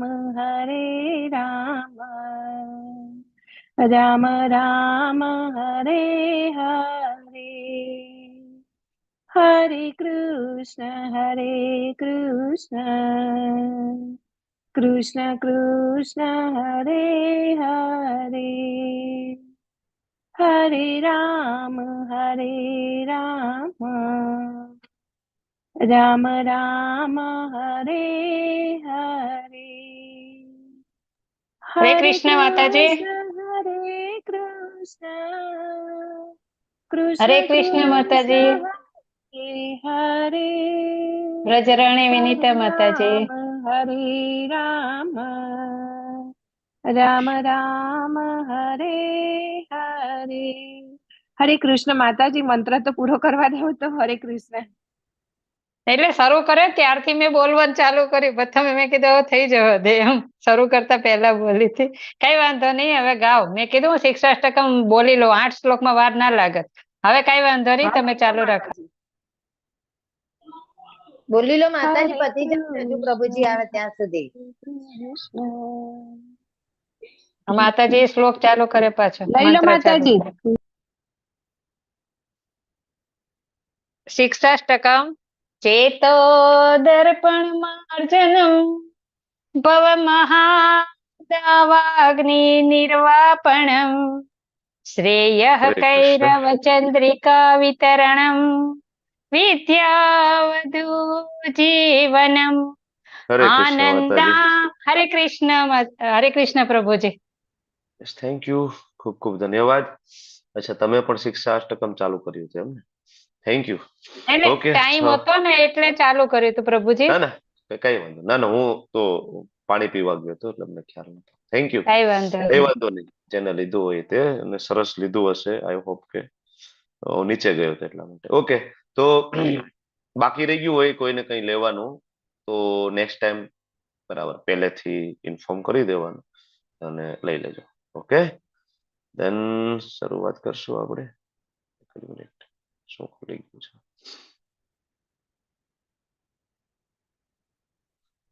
જય રાધા માધવ કુંજા ઓકે, દેન આપણે આગળ વધીએ. યજ્ઞ શિષ્ટાશિના સંતો મુચ્યંતે સર્વ કિલ્બિષે પૂજ્યંતે તે સુગમ પાપા પચંતે તે યે પચંતે આત્મકારણાત. ઓકે, તો આ શ્લોક તો તમને બધાને ખ્યાલ જ હશે શેના માટેનો છે. શેના માટેનો છે શોભા માતાજી? જમવા માટેનો. ખાવા માટે, ભોગ લગાડવા માટે, જમવા માટેનો. અરે ઓકે, તો ભોગ લગાડવાની વાત છે. યજ્ઞ કરીને ભોજન કરવાથી શું થાય એની વાત છે, બરાબર. અને ભગવાન એમ કે છે કે ભોગ ના લગાડીએ તો પાપ ખાય છે. તો મારે પાછું સમજાવવું પડશે કે શું કામ પાપ ખાઈએ છીએ ભોગ નથી લગાડતા? તો સમજાઈ ગયું ને કે રો મટીરિયલ ક્યાંથી આવે છે, બરાબર. તમે એમ કહો કે ના બરાબર આ તો મેં બનાવ્યું છે. શું બનાવ્યું? ઘઉં આપણે બનાવ્યા, ખેતર આપણું, પાણી આપણું, સૂર્યપ્રકાશ આપણો. આપણું શું છે? આપણું કઈ નથી. જેનું છે એને એટલીસ્ટ અર્પણ તો કરીએ, બરાબર ને? એટલા માટે રો મટીરિયલ કોનું છે? કૃષ્ણનો છે. દેવી દેવતાઓને સાથ સહકાર છે બધું કરવા માટે, જે ભગવાનના ભક્તો છે. એટલે આ સમજાઈ જાય આપણને તો આપણે ધીમે ધીમે ધીમે એ યજ્ઞ ચક્રને ફોલો કરતા જઈએ. પ્રભુપાદ તાત્પર્યમાં સમજાવે છે ભક્તો છે એ બધા નવધા જે પદ્ધતિ છે, બરાબર, એનાથી સતત યજ્ઞ કરે છે, ભગવાનને સંતુષ્ટ કરે છે, અને એના દ્વારા ભગવાન પણ સંતુષ્ટ થાય છે. અને જે આખું જગત જે શાંતિની શોધમાં પાછળ પડ્યું છે એની સૌથી સરળ પદ્ધતિ છે કૃષ્ણ ભાવના મૃતમાં આવો, બરાબર, ભગવાનને ભોગ લગાડો, ભોગ લગાડીને તમે જમો. ધીમે ધીમે ધીમે ધીમે શાંતિ પ્રાપ્ત થશે, બરાબર. તો સુખામ સુખ મળશે એકચ્યુઅલી જ્યારે તમે અર્પણ કરીને ખાશો અથવા અર્પણ કરીને કોઈ પણ કર્મ કરવામાં આવશે તો સુખ શું કામ મળશે? તો કે ભાઈ અધ્યાય 13 જયારે આપણે ભણશું ને ત્યારે અર્જુનના પ્રશ્નના જવાબમાં એક જગ્યાએ ભગવાન કહે છે કે જે કઈ કાર્ય થાય છે, બરાબર, એ હંમેશા સુખ અને દુઃખના રૂપમાં અલ્ટિમેટલી પ્રતીત થાય. કાંઈ પણ તમે અનુભવ કરો, કાંઈ પણ તમે કાર્ય કરો, બરાબર, એનું રિફ્લેક્શન આવે, બરાબર, એ તમને સુખના રૂપમાં આવે અથવા દુઃખના રૂપમાં આવે, બરાબર. અને આમાં હંમેશા દેવતાઓ સહભાગી હોય, સહાયતા કરે છે, બરાબર. કોઈ વસ્તુ પ્રાપ્ત કરો અને દેવતાગણ જો એ ભોગવવામાં તમને સહાયતા ના કરે ને, તો તમે એને ભોગવી ના શકો, બરાબર. અને જો દેવતાઓ ગણ તમને સહાયતા કરે તો ઓછી વસ્તુમાં પણ તમે સુખી થઈ જાવ. આનું ઉદાહરણ તમારે જોવું હોય ને, તો મોટા મોટા બિઝનેસમેન હોય, મોટા મોટા બિલ્ડર હોય, ખૂબ રૂપિયા હોય, પૈસા હોય, બધું હોય, પણ એ ભોગવી ના શકે. ખૂબ રૂપિયા હોય પણ ડાયાબિટીસ હોય, બરાબર ને. ગુલાબ જાંબુ તમે કહો ના મારે નહીં ખવાય, કાં તો કે મારે ડાયાબિટીસ છે, બરાબર ને. આવું આપણે ઉદાહરણ જોઈએ છે ઢગલાબંધ. ઘણી બધી વસ્તુઓ હોય. આ તો એક એક્ઝામ્પલ આપ્યું. ઢગલાબંધ એક્ઝામ્પલ તમે આના ઉપર લઈ શકો છો કે જ્યારે દેવતાઓ એમાં સાથ સહકાર આપશે તો જ તમારો અભ્યુદય થશે, મતલબ તમારો ઉદ્ધાર થશે, તમે એને ભોગવી શકશો. બાકી એ સુખને બ્લોક કરી દેશે. તમારી પાસે એટલે ભૌતિક વસ્તુઓ હોય પણ દેવતાઓ ખુશ નહીં હોય તો એ સુખને ત્યાં બ્લોક કરવામાં આવશે. એ પુરવઠો ત્યાં બ્લોક કરશે. તમારી પાસે હોવા છતાં તમને સુખ નહીં મળે. અને ઘણા એવા માણસો તમે જોશો કે ઝૂંપડામાં રહેતા હોય, ઓછી સુખ સગવડો હોય છતાં ખૂબ સંતુષ્ટ હોય, ખૂબ પ્રસન્ન હોય, કારણ કે એની ઉપર દેવતા પ્રસન્ન છે એટલે એને સુખ, બરાબર, એનું બ્લોક કરેલું નથી, એને સુખ પ્રાપ્ત થાય છે. ગમે એટલો ધનવાન વ્યક્તિ હોય, તમે જુઓ આજકાલ લોકો નશો કરવા માટે, ફરવા માટે, ધંધામાંથી રજા રાખીને બધા ફરવા જાય, હોટેલમાં જાય, મૂવી જોવા જાય, સન્ડેની બધા રાહ જોતા હોય છે. શું કામ? શું કામ ભાઈ સન્ડેની રાહ જોતા હોય? તો કે ભાઈ આનંદ કરવા માટે જવું છે, સુખી થવા માટે. તો આનો મતલબ એવો કે બાકીના 6 દિવસ સુખી નથી એ વ્યક્તિ. રવિવારની જ રાહ જોવે, જેને આગળના 6 દિવસ જેને મજા નથી આવી, બરાબર ને. જે પેલા 6 દિવસ કંટાળેલો છે, રવિવારની રાહ જો, હાશ રવિવાર આવે તો કઈક મજા આવે, મતલબ પેલા મજા નથી આવી, બરાબર. એક ટેમ્પરરી નાની એવી મજા, ખાલી એક નાનું, આને સુખ કીધો છે. બહુ બધા 6 દિવસની મથામણ પછી એક નાનો રવિવાર આવે ને આપને એમ લાગે કે આ પરમેનન્ટ છે, આ સુખ છે, ભૌતિક છે. એટલે ઇવન ભૌતિક રીતના પણ કોઈ સુખી થવું હોય તો પણ વૈદિક ચક્રોનું, વૈદિક જે યજ્ઞ ચક્રનું પાલન કરવું જોઈએ. અને એ યજ્ઞ ચક્રની શરૂઆત ભગવાન 14મા શ્લોકથી કરે છે. 14મો અને 15મો શ્લોક છે યજ્ઞ ચક્રનો છે. અન્નાદ ભવતી ભૂતાની, બરાબર, કે બધા ભૂત. ભગવાન એકદમ પ્રાથમિક ઉદાહરણ આપે છે કે ભાઈ બધા જીવોને જીવવા માટે અન્નની તો જરૂર પડશે ને. અન્ન ક્યાંથી આવશે? પર્જન્યાદ અન્ન સંભવ, વરસાદ પડશે તો અન્ન આવશે ને. બરાબર. વરસાદ કોના કંટ્રોલમાં છે? આપણા કંટ્રોલમાં છે, દેવતાઓના કંટ્રોલમાં છે, બરાબર. એની ઈચ્છા મુજબ વરસાદ થવાનો છે. અને પછી યજ્ઞાદ ભવતી પર્જન્ય, યજ્ઞ કરવાથી વરસાદ થશે. આ સમજવું ઘણી વખત મુશ્કેલ પડતું હોય છે. ચાલુ યજ્ઞ કરવાથી કેવી રીતના વરસાદ થાય? પણ યજ્ઞ એટલે ખાલી એ નહીં કે સ્વાહા સવાહા વાળો યજ્ઞ. યજ્ઞ એટલે બધું. યજ્ઞ ઇઝ અ ડ્યુટી. યજ્ઞ એટલે નિયત કર્મ. તમે જે કઈ કરો છો, પતિ ધર્મ, પત્ની ધર્મ, પુત્ર ધર્મ, ગૃહસ્થ, બ્રહ્મચારી, સંન્યાસી, વોટ એવર, જે કઈ વર્ણ ને જે કઈ આશ્રમમાં છો ને તમારી ડ્યુટી પરફેક્ટલી નિભાવો છો, એ પણ યજ્ઞ કહેવાય છે, બરાબર. આ એક સાયકલનો અડધો ભાગ અહીંયા છે. અન્નાદ ભવતી ભૂતાની, પર્જન્યાદ અન્ન સંભવ, યજ્ઞાદ ભવતી પર્જન્યો, અને યજ્ઞ કર્મ સમુદ્ભવ. યજ્ઞ નિયત કર્મો દ્વારાથી થાય, નિયત કર્મ. આ અડધો ભાગ આવ્યો. આગળના શ્લોકમાં આનો હજી અડધો ભાગ આવશે, બરાબર, સાયકલ. તો હવે તાત્પર્યમાં પ્રભુપાદ તો સમજાવે છે ભાઈ તમે કૃષ્ણની પૂજા કરો તો પછી દેવી દેવતાઓની પૂજા તો આપોઆપ થઈ જાય છે. અને તાત્પર્યમાં પ્રભુપાદ છે વેક્સિનનું ઉદાહરણ આપે છે. જ્યારે તમે ભોગ લગાડો છો, વચ્ચે કોરોના આવ્યો હતો તો આપણે કોરોના વાળાની પ્લેટ પણ આપણે અડતા નહીં, ડિસ્પોઝેબલ પ્લેટ આપતા, બરાબર. કાં તો કે પ્લેટ અડી તો આપને કોરોના થઈ જાય, બરાબર. એમ કૃષ્ણને જયારે ભોગ લગાડો ને કૃષ્ણને આપો ને કૃષ્ણ જયારે જમે ને એનું ઉચ્ચિષ્ટ જયારે આપણને આપે તો આપણને ચેપ લાગી જાય છે. શેનો? કૃષ્ણ પ્રેમનો, કૃષ્ણની ભક્તિનો આપણને ચેપ લાગે છે. એટલે બહુ જરૂરી છે, બરાબર. તો અહીંયા બીજું આ શ્લોકની અંદર એક ક્લિયર ભગવાનનો ઓર્ડર છે. કયો ઓર્ડર છે આ શ્લોકમાં? પ્યોર વેજીટેરિયન બનવું જોઈએ. મનુષ્યો માટે નોનવેજ નથી. આ શ્લોકની અંદર બહુ અન્નાદ ભવતી ભૂતાની, અન્ન દ્વારા ભૂતાની. તમને એમ થાય ભૂતાની એટલે 84 લાખ યોની બધા આવી જાય, તો સિંહ ક્યાં વેજ ખાય છે?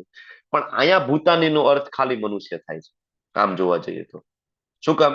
તો કે જે યજ્ઞ છે એ મનુષ્ય કરી શકે છે, એ કઈ બીજા જીવો તો યજ્ઞ કરવાનો નથી. અહીંયા તો યજ્ઞ કરી એની વાત થાય છે ને, બરાબર. હવે બીજું હું તમને કહું કે આ શ્લોકને સાયન્ટિફિકલી સમજવું હોય તમે કઈ રીતના સમજી શકો કે ભાઈ યજ્ઞ દ્વારા વરસાદ આવે છે? આનું વૈજ્ઞાનિક રીતના સમજવું કઈ રીતના સમજી શકાય? તો વરસાદ ન થવાના કારણો પર ફોકસ કરો. તમે મને કહો કે વરસાદ શું કામ ના થાય, કોઈ જગ્યાએ વરસાદ ના થાય એનું કારણ શું? ગ્લોબલ વોર્મિંગ, વૃક્ષો ઓછા, ગ્લોબલ વોર્મિંગ, વૃક્ષો કાપવા, વૃક્ષો ઓછા વૃક્ષોના અને કારણે. અને બરાબર. લોકો બિલ્ડિંગ બાંધે છે ત્યાં વધારે ને વધારે. હા, શહેરીકરણ વધારે પડતું કરવું, શહેરીકરણ થઈ બરાબર. ગયું. હા, હા, પ્રકૃતિને નુકસાન કરવું, પહાડો કાપી નાખવા, એનું અવૈધ કે ખનન કરવું, નદીમાં પ્રદૂષણ કરવું, વાતાવરણ પ્રદૂષણ ઠાલવવું, ગ્લોબલ વોર્મિંગ થાય. તો આ બધાના કારણે વરસાદ ના થાય. હવે અહીંયા યજ્ઞ કરવો, આનો મતલબ શું થાય? આ શ્લોક મુજબ આમ જોઈએ તો યજ્ઞ કરવો એટલે શાસ્ત્ર મુજબનું વર્તન કરવું, ફરજો નિભાવવી. શાસ્ત્રમાં જે પ્રમાણે લખ્યું છે એ પ્રમાણની ફરજો નિભાવવી, એને પણ યજ્ઞ કહેવાય છે. બરાબર. તો યજ્ઞ કરવું તો એ શાસ્ત્રમાં માનવું. હવે જે લોકો શાસ્ત્રમાં માનતા હોય તો એને તો ખબર છે કે વૃક્ષો છે અને આપણે છીએ એ બધા એક જ બાપના દીકરા છે. અહમ બીજ પ્રદપિત મમે વાંશો જીવલો કે જીવભૂત સનાતન. તો એ વૃક્ષો કાપવાનો નથી. બરાબર. તમે કોઈને કૃષ્ણ ભક્તિ આપશો તે વૃક્ષો નહીં કાપે, અવૈધ ખનન નહીં કરે, એ પહાડો નહીં કાપે. બીજું, ભગવાનની ભક્તિ કરશે તો સંતોષી બનશે, મોટી મોટી સ્કાય સ્ક્રેપરની જરૂરિયાત નહીં થાય. બરાબર. બીજા જીવોની હત્યા નહીં કરે, પોલ્યુશન નહીં કરે, નદીમાં કચરો નહીં ફેંકે, વૃક્ષો ઉલટાના વાવશે વધુમાં વધુ. બરાબર. તો ધીમે ધીમે વાતાવરણ શુદ્ધ થશે, વાતાવરણ શુદ્ધ થશે, નદી શુદ્ધ થશે, તો વરસાદ તો આવવાનો જ છે. વધુમાં વધુ વૃક્ષો હશે, વૃક્ષો કાપશે નહીં, જંગલો કાપશે નહીં. બરાબર. આ સાયન્ટિફિકલી આ વસ્તુ છે ને. બરાબર. કે જે વ્યક્તિ, તમે જો પેલાના સમયમાં તમે જો કે હરિનામ કરવાથી યજ્ઞ વરસ્યો હોય, એવા કેટલાય ઉદાહરણ છે. ઇવન પ્રભુપાદે પણ એક વખત હરિનામ કર્યું હતું ને વરસાદ વરસાવ્યો હતો. પ્રભુપાદના એક શિષ્ય ફીજી ગયા હતા, તો ત્યાં પણ એમને હરિનામ કર્યું, વરસાદ થયો. આજે પણ આપણો ટ્રેન્ડ છે, જ્યાં દુકાળ પડે ને કે રામધૂન બેસાડવામાં આવે. બરાબર. 1 વર્ષ 2 વર્ષ 3 વર્ષ દુકાળ હોય, તમને બધાને અનુભવ છે, ગામડામાં રામધૂન ચાલુ થાય. બરાબર. અને જેવા ભાવ સાથે હોય તો તરત થોડાક ટાઈમમાં વરસાદ થતો હોય છે. બરાબર. તો આ બહુ જરૂરી છે. સાયન્ટિફિકલી પણ આ વસ્તુ તમે સમજો કે યજ્ઞ થી વરસાદ કેવી રીતના થાય. બરાબર. આ સમજવાની જરૂર છે. પ્રજરાની વિનીતા માતાજી કઈ કેવું છે? બોલો ને. હરે કૃષ્ણ. પ્રભુજી, અમે નાના હતા ને ત્યારે વરસાદ ના પડે ને તો આપણે ગામમાં લિંગ હોય ને મહાદેવજીનું, તો એને ડુબાડવાના, એવું બધા કહે કે પાણીથી ડુબાડીએ ને તો વરસાદ આવશે. હા, મતલબ શિવજી ઉપર તમે અભિષેક કરો છો, તમે એક વૈષ્ણવને પ્રસન્ન કરો છો ને. વૈષ્ણવ પ્રસન્ન, દેવતા પ્રસન્ન, કૃષ્ણ પ્રસન્ન. બરાબર. એક આખી ચેન છે, તરત વરસાદ થાય. બરાબર. તો આ પેલાના જમાનામાં આ બધું હતું. એટલે ઘણાને એમ થાય કે યજ્ઞ દ્વારા વરસાદ કેમ થાય ભાઈ? બરાબર. પણ યજ્ઞ એટલે કે સ્વાહા સ્વાહા વાળો યજ્ઞ તો છે જ, પણ એના સિવાય તમે તમારી જે પ્રિસ્ક્રાઇબ ડ્યુટી ને પ્રોપર રીતના કરો છો એને પણ યજ્ઞ કીધો છે. કોઈ દી વૃક્ષો કાપશે જ નહીં, તમે કોઈનું વૈષ્ણવ બનાવી દો. એટલે જો રામ રાજ્ય, રામચંદ્રજીનું રાજ્ય, યુધિષ્ઠિર મહારાજનું રાજ્ય, તમે લોકો તો ભાગવતમાં આવો છો, ખબર છે ને ભાગવતમાં યુધિષ્ઠિર મહારાજનું રાજ્ય કેવું હતું. બરાબર. ત્યારે જોઈ એટલો વરસાદ, જ્યાં જોઈ એટલો જ પડતો સમ્યક રૂપે. અત્યારે નેઠા જ નથી. ક્યારે ઉનાળો ચાલુ હોય, ઉનાળામાં ક્યારે વરસાદ આવી જાય ને ચોમાસામાં વરસાદની રાહ જોતા આપણે બેઠા હોય ને શિયાળો હોય તો એમાં વચ્ચે વરસાદ માવઠા થઈ જાય, શિયાળામાં માવઠા થાય. માવઠા થઈ જાય, કઈ નેઠા જ ના હોય. શું કામ? દેવતાઓ રૂષ્ટ છે, કારણ કે આપણે આપણી પ્રિસ્ક્રાઇબ ડ્યુટી નથી કરતા. આગળ કહે છે, હવે જે યજ્ઞ ચક્રનો અડધો ભાગ હતો એ અહીંથી આપે છે. નિયત કર્મ સુધી આગળ આવી ગયું ને. હવે અહીંયા એ કહે છે આગળ કે ભાઈ આ નિયત કર્મ મળે ક્યાંથી, ખરેખર યજ્ઞ શું છે એની સમજૂતી ભગવાન અહીંયા આપી છે. બરાબર. અને ભગવાન કહે છે કર્મ બ્રહ્મોદ્ભવમ વિદ્ધિ. અચ્છા, આ નિયત કર્મ ક્યાંથી આવશે? તો કે બ્રહ્મોદ્ભવમ વિદ્ધિ, બ્રહ્મમાંથી ઉદ્ભવે છે. બ્રહ્મ એટલે કે વેદો. વેદોમાંથી આ તમને નિયત કર્મ કરવા માટેનું ગાઈડન્સ મળશે. અચ્છા, વેદો ક્યાંથી આવ્યા? બ્રહ્મ અક્ષર સમુદ્ભવ. અક્ષર એટલે કોણ? કૃષ્ણ, જેનો કોઈ દી ક્યાંય ક્ષય ના થાય, જેનો જન્મ નથી, મૃત્યુ નથી. બરાબર. આદિર અનાદિર ગોવિંદ, સર્વ કારણ કારણ. બરાબર ને. એ અક્ષર, તો ત્યાંથી વેદો આવ્યા છે. તેને બ્રહ્મ હૃદય આદિ કવયે. બ્રહ્માજીના હૃદયમાં કોણે વેદો આપ્યા છે? એ અક્ષર. બરાબર. તો વેદો ક્યાંથી આવ્યા? અક્ષર, કૃષ્ણમાંથી. તસ્માત સર્વગતમ બ્રહ્મ નિત્યમ યજ્ઞ પ્રતિષ્ઠિતમ. અને આવી રીતે જ્યારે કોઈ સમજી લેશે તો એ નિત્ય યજ્ઞ કરશે. બરાબર. આ રીતના સમજવાનું. નિયત કર્મ છે ક્યાં મળ્યું? વેદોમાં. વેદો ક્યાંથી આવે? કોઈ એમ કે ભાઈ વેદો કોઈ વ્યક્તિ હતા, નવરા બેઠા ને લખી નાખ્યા. નહીં, વેદો બ્રહ્મ અક્ષર સમુદ્ભવ, સ્વયં કૃષ્ણએ આપ્યા છે વેદો, અપૌરુષેય છે, કોઈ પુરુષો દ્વારા નથી. બરાબર, એટલે વેદ આપણને શીખડાવે છે. બરાબર, શું કરવાનું, શું નથી કરવાનું, કેમ કરવાનું. આને યજ્ઞ ચક્ર કહેવાય. હવે આગળનો શ્લોક ને આ શ્લોક ને બેને કમ્બાઈન કરો તો આખું ચક્ર પૂરું થાય કે ભગવાન માંથી વેદો આવ્યા, વેદોમાંથી તમને નિયત કર્મ કરવાનું જ્ઞાન મળ્યું, તમારી પ્રિસ્ક્રાઇબ ડ્યુટી, તમને યજ્ઞ કરવાનું જ્ઞાન પ્રાપ્ત થયું. આ યજ્ઞ તમે કરશો, પ્રિસ્ક્રાઇબ ડ્યુટી કરશો, જેના દ્વારા દેવતા પ્રસન્ન થશે, દેવતા પ્રસન્ન થશે, તમને વરસાદ વરસાવશે, વરસાદ વરસે, તમને અન્ન પ્રાપ્ત થાય, અન્ન પ્રાપ્ત થશે, જેનો તમે ખોરાક બનાવશો. અને એ ખોરાક હવે પાછી સાયકલ જોઈન કરવી હોય તો કોને આપી દેવું પડે? કૃષ્ણ. આ થઈ ગયું 14મો ને 15મો શ્લોક તમારું યજ્ઞ ચક્ર. બરાબર, તો ખાલી અન્નની વાત નથી, બધું જ જે કઈ યત કરોસી યજ્ઞાસી યજ્જુઓસી દદાસી યત તપસ્યસી કોંતેય તત્કૃષ્વ મદ અર્પણમ, બધું કોના માટે? કૃષ્ણ માટે. બરાબર, તો આ સાયકલ જે આખી આપણે જોઈ એ ત્યારે પ્રોપરલી ચાલે કે આની અંદર જે ભાગ ભજવવા વાળા છે બધા પરફેક્ટલી કામ કરે. આમાં દેવતાઓ પણ ભાગ ભજવે છે, આમાં પ્રકૃતિ પણ ભાગ ભજવે, આમાં શરૂઆત કૃષ્ણથી થાય છે, અને આમાં મનુષ્યનો પણ એક ભાગ છે. પણ હવે મનુષ્ય જો આમાં સાયકલમાં મનુષ્યનો ભાગ ના ભજવે, કૃષ્ણને અર્પણ ના કરે તો સાયકલ પૂરી થતી નથી. એટલે દેવતાઓ રૂષ્ટ થાય અને એના કારણે આપણે બધા દુઃખી થાય. આગળના શ્લોકમાં 16મા શ્લોકની અંદર આગળ વધીએ. હે પ્રિય અર્જુન, જે મનુષ્ય માનવ સમાજમાં આ પ્રમાણે વેદો દ્વારા સ્થાપિત યજ્ઞ ચક્ર, કયું આગળ જે કીધું એ 14-15મો શ્લોક, યજ્ઞ ચક્રનું પાલન નથી કરતા, વૈદિક મર્યાદાને ફોલો નથી કરતા, વેદોને નથી માનતા, એની ગતિ શું થાય? ભગવાન કહે છે કે માત્ર ઇન્દ્રિય તૃપ્તિ માટે જીવતો રહે છે, એનું જીવન કેવું થઈ જાય છે? મોઘમ નિરઅર્થકમ, એનો કોઈ અર્થ નથી એના જીવનનો. યજ્ઞનો ઉદ્દેશ્ય અહીંયા આપણને સમજાવે છે, અને પ્રભુપાદ પણ સમજાવે છે ખરેખર યજ્ઞ એટલે શું. બરાબર, તો આખી ભગવદ્ ગીતા અને આખા વેદોનો અલ્ટિમેટલી સાર કોણ છે? કૃષ્ણ. બરાબર, અહીંયા કર્મકાંડની જે ચર્ચા થઈ, આ 10 થી લઈને 16 શ્લોક કર્મકાંડની ભગવાને કરવા કહ્યું છે. ધારો કે કોઈ કૃષ્ણ ભક્ત નથી, એને પણ આ સલાહ આપવામાં આવી છે કે એટલીસ્ટ આ કરો. શું કામ? તો કે આ કર્મકાંડ વાળા ભાગની અંદર પણ થોડો કર્મ યોગ છુપાયેલો છે. કેવી રીતના છુપાયેલો છે? તો આખી તમે ચેન જોવો તમે, બરાબર, તો ચેન ની અંદર કદાચ કોઈ કૃષ્ણને અર્પણ ના કરે ને દેવતાને અર્પણ કરે ને, તો દેવતાઓ કૃષ્ણને બરાબર અર્પણ કરતા હોય છે. કારણ કે અલ્ટિમેટલી ભોગતા કોણ છે? ભોગતારામ યજ્ઞ તપસા કૃષ્ણ છે. એટલે આહુતિ હંમેશા ભગવાન વિષ્ણુને જાય. અવિધિપૂર્વકમ છે એ વસ્તુ જુદી છે, પણ એનાથી પણ થોડીક ચેતના શુદ્ધ થાય. એટલે આ કર્મકાંડ વાળો ભાગ પણ એટલો મહત્વનો છે. જે વૈષ્ણવ નથી એટલી છે કર્મકાંડ વાળા ભાગને ફોલો કરી લે, એમ કરીને ધીમે ધીમે શુદ્ધ થશે અને એમ કરતા કરતા આગળ વધશે. પંચદેવની જે પૂજા વેદોની અંદર જે વર્ણન છે એ આ જ રીતના છે. નો સિક્વન્સ તમે જુઓ, કોઈ સૂર્યની પૂજા કરે તો ધીમે ધીમે સૂર્ય છે એને રિફર કરે ગણેશજી આગળ.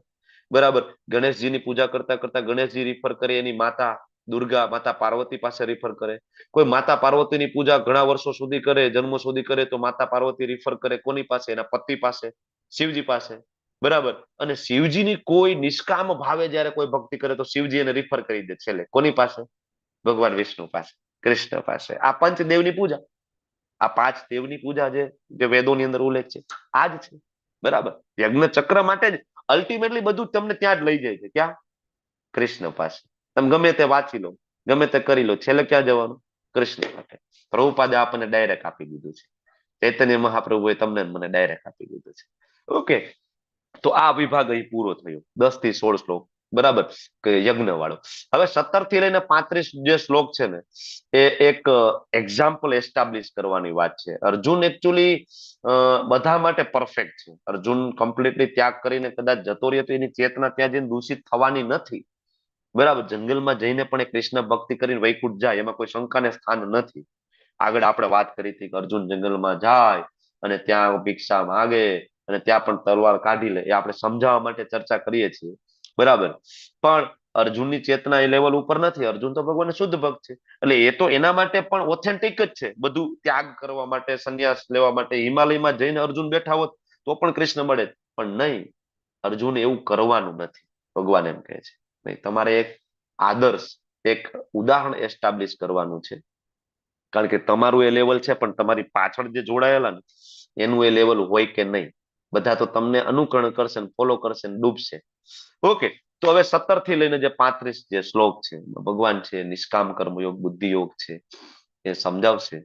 બેસ્ટ એક્ઝામ્પલ કઈ રીતના પૂરું પાડવું એની આપણને આગળની ચર્ચાઓ થશે. એટલે કઈ પણ આપણે કામ કરીએ, ખાસ તો જે આત્મજ્ઞાની લોકો હોય, કઈ પણ કામ કરે તો પોતાનો સ્વાર્થ ના જોવે, બરાબર, એ જોવે કે આ મારા કાર્ય દ્વારા સમાજ ઉપર, દેશ ઉપર શું અસર પડશે, આ વિચારીને એ હંમેશા કાર્ય કરતો જાય છે. એટલે અહીંથી આગળના જે શ્લોક જે છે 17 થી, ત્યાં જ્ઞાનનું લેવલ હવે થોડુંક ઉપર વધે છે.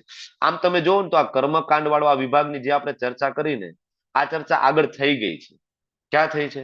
તો કે આગળ જયારે અર્જુનને જે પ્રશ્ન પૂછ્યો હતો ને કે ભગવાન આમાં કઈ સુખ નથી, એ બીજા પ્રશ્નના જવાબમાં ભગવાને 31 થી લઈને 37 શ્લોક જે ચર્ચા કરી ને આપણે, એમાં આ જ ચર્ચા હતી કર્મકાંડ વાળી, કે તું આ કરીશ તો તું સ્વર્ગમાં જઈશ, હતો આ પ્રાપ્ત થશે સ્વર્ગ, બરાબર.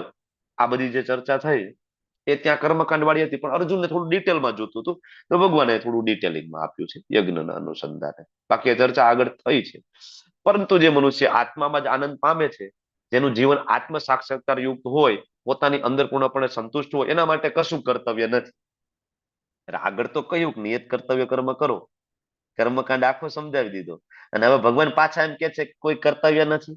તો કયું કર્તવ્ય નથી? કયું કર્તવ્ય નથી તમે મને કહો. અહીંયા જેમ કીધું કે એને કોઈ કર્તવ્ય કરવા નથી, તો શું નિષ્ક્રિય થઈ જવાનું? કયું કર્તવ્ય નથી કયો મને, તમે લોકો કહો. વર્ણાશ્રમ ધર્મનું. વર્ણાશ્રમ ધર્મનું, ઓકે. પછી બોલો કયું કર્તવ્ય નથી? દેવતાઓને પ્રસન્ન કરવાનું. અત્યાર સુધી સમજાવ્યું એ કર્મકાંડ વાળું. કર્મકાંડ વાળું કર્તવ્ય નથી એને કરવાની જરૂર, એને અકર્મ કરવાનું છે. સમજ્યા? એટલે કર્મકાંડ વાળું જે કર્તવ્ય છે એ કર્તવ્ય એને જરૂરી નથી. આ શ્લોક સમજવાનો છે. ઘણા બધા સમજે ને આ શ્લોક વાંચી લે, આત્મ સાક્ષાત્કાર યુક્ત હોય, અંદર જ સંતુષ્ટ હોય, કોઈ કર્તવ્ય નથી. થોડો ઘરબાર, ચલો હરિદ્વાર, પૂરું, આપણે કોઈ કર્તવ્ય નથી. પણ એને આગળના શ્લોકને કનેક્ટ કરવાના છે, અને હજી આવનારા શ્લોકને પણ કનેક્ટ કરશે તો ખબર પડશે કે કર્તવ્ય નથી. પણ કયું કર્તવ્ય નથી? તો કે આ કર્મકાંડ વાળું સમજાવ્યું ને એ નથી, બરાબર. કર્મકાંડ કરવાની જરૂર નથી. કોને?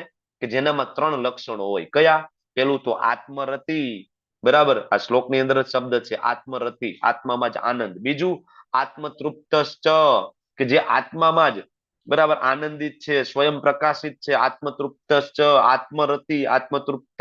અને બીજું આત્મન્યેવ ચ સંતુષ્ટ, પોતાની અંદર સંપૂર્ણપણે સંતુષ્ટ. આ 3 લક્ષણો હોય એને કોઈ કર્મ કરવાની જરૂર નથી. સંપૂર્ણપણે કૃષ્ણ ભાવના મૃતમાં હોય તો પછી એને કોઈ ભૌતિક ભોગની ઈચ્છા છે જ નહીં ને, તો એને કર્મકાંડ કરવાની શું જરૂર છે? કર્મકાંડ તો એના માટે જેને કંઈક ઈચ્છા હોય, જેને કંઈક આ યજ્ઞ કરીને, મનોરથ કરીને, અનુષ્ઠાન કરીને કંઈક મેળવવું હોય ને, પણ એને કઈ તો ઈચ્છા નથી, તો શું કામ કરશે? પણ છતાં એ કરે છે કર્મ, અને એ કર્મ જે કરે છે એને કહેવાય બુદ્ધિ યોગ, કૃષ્ણ પ્રીત્યાર્થ, જેનું આપણને 19મા શ્લોકમાં ભગવાન વિવરણ આપવાના છે, બરાબર. એટલે આપણે ઘણી વાર એમ થાય કે આગળ તો ભગવાન એમ કીધું કે ભાઈ દેવતાઓ માટે યજ્ઞ કરવાનું, હવે ભગવાન એમ કે છે કશું કર્તવ્ય કરવાનું નથી. તો આ કેમ આપણને થોડું વિરોધાભાસ લાગતું એવું લાગે છે? એ વિરોધાભાસ નથી. હવે આપણને ભગવાન ડાયરેક્ટ ચેન આપે છે. ઓલી જે આપણને આપી હતી દેવતા થ્રુ ચેન આપી હતી કે ભાઈ તમે દેવતાને પ્રસન્ન કરો, પણ એના માટે જેની ચેતના એ લેવલની છે. મેં તમને વાત કરી પંચદેવની પૂજાની વાત કરી વેદો મુજબ, જે લેવલની જેની ચેતના છે. પેલા ધોરણનું બાળક છે તેને પેલા ધોરણનું તમારે શીખડાવવું પડે, બરાબર. પછી 10મા ધોરણનું બાળક 10મા ધોરણનું, કલેક્ટર કોઈ યુપીએસસી પાસ કર્યું હોય તો એને એ લેવલનું. એટલે હવે જે જ્ઞાન આવે છે એ જ્ઞાન એવા માટેની વાત છે કે જે ભક્ત છે, બરાબર. આગળની જે ચર્ચા થશે ભગવાન કહેશે મારા માટે, હમણાં આગળ પણ કહેશે. ઓકે, તો તમે કૃષ્ણને શરણે જાઓ, બરાબર, તો બાકીની આખી ચેન છે ત્યાં પૂરી થઈ જાય છે. આગળના શ્લોકની અંદર કહે છે કે આત્મ સાક્ષાત્કાર પામેલા મનુષ્યને નિયત કર્તવ્ય કરવાની કોઈ જરૂર નથી, અને આવું કર્મ કરવાનું એની પાસે કોઈ કારણ પણ નથી. અન્ય જીવાત્મા ઉપર નિર્ભર રહેવાની પણ એને જરૂર નથી. કારણ કે શું કામ એને નથી નિયત કર્તવ્ય કર્મ કરવા? શું કામ એને કર્મકાંડ ફોલો નથી કરવો? શું કામ એને વર્ણાશ્રમ ધર્મ તમે જે કીધું હોય, શું કામ વર્ણાશ્રમ ધર્મ નથી ફોલો કરવાની જરૂર? વાય? તો કે એની પાસે એવું કોઈ કારણ જ નથી ને કરવા માટેનું, એની કોઈ ઈચ્છા નથી. શું કામ કર્મકાંડ કરશે? વાય? તો નિષ્ક્રિય થઈ જશે, ગુફામાં આવી જશે, બરાબર, પૂરું. નિષ્ક્રિય નહીં, એ કર્તવ્ય કર્મ કરશે. કોની પ્રસન્નતા માટે? કૃષ્ણ પ્રીત્યાર્થે. આનુકૂલ્યેન કૃષ્ણાનું, કૃષ્ણને અનુકૂળ હશે એ કરશે, બરાબર. આગળ 19મો શ્લોક જે છે એ ભગવાન ત્યાં સમજાવે છે. જો કે તસ્માદ આસક્ત, બરાબર, કે તેથી જે કર્મ ફળમાં આસક્ત થયા વગર, અસક્ત સતતમ કાર્ય કર્મ સમાચાર, સતત એ મનુષ્ય પોતાનું કર્તવ્ય સમજીને નિરંતર કાર્ય કરશે. આગળ કે છે નહીં કરે, અહીંયા કે છે કરે છે, પણ નહીં કરે એ કયું? કર્મકાંડ વાળું. કરશે એ કયું? તો કે કૃષ્ણ પ્રીત્યાર્થે વાળું કરશે. કારણ કે અનાસક્ત રહીને કર્મ કરવાથી મનુષ્ય પરમેશ્વરની પ્રાપ્તિ થાય છે.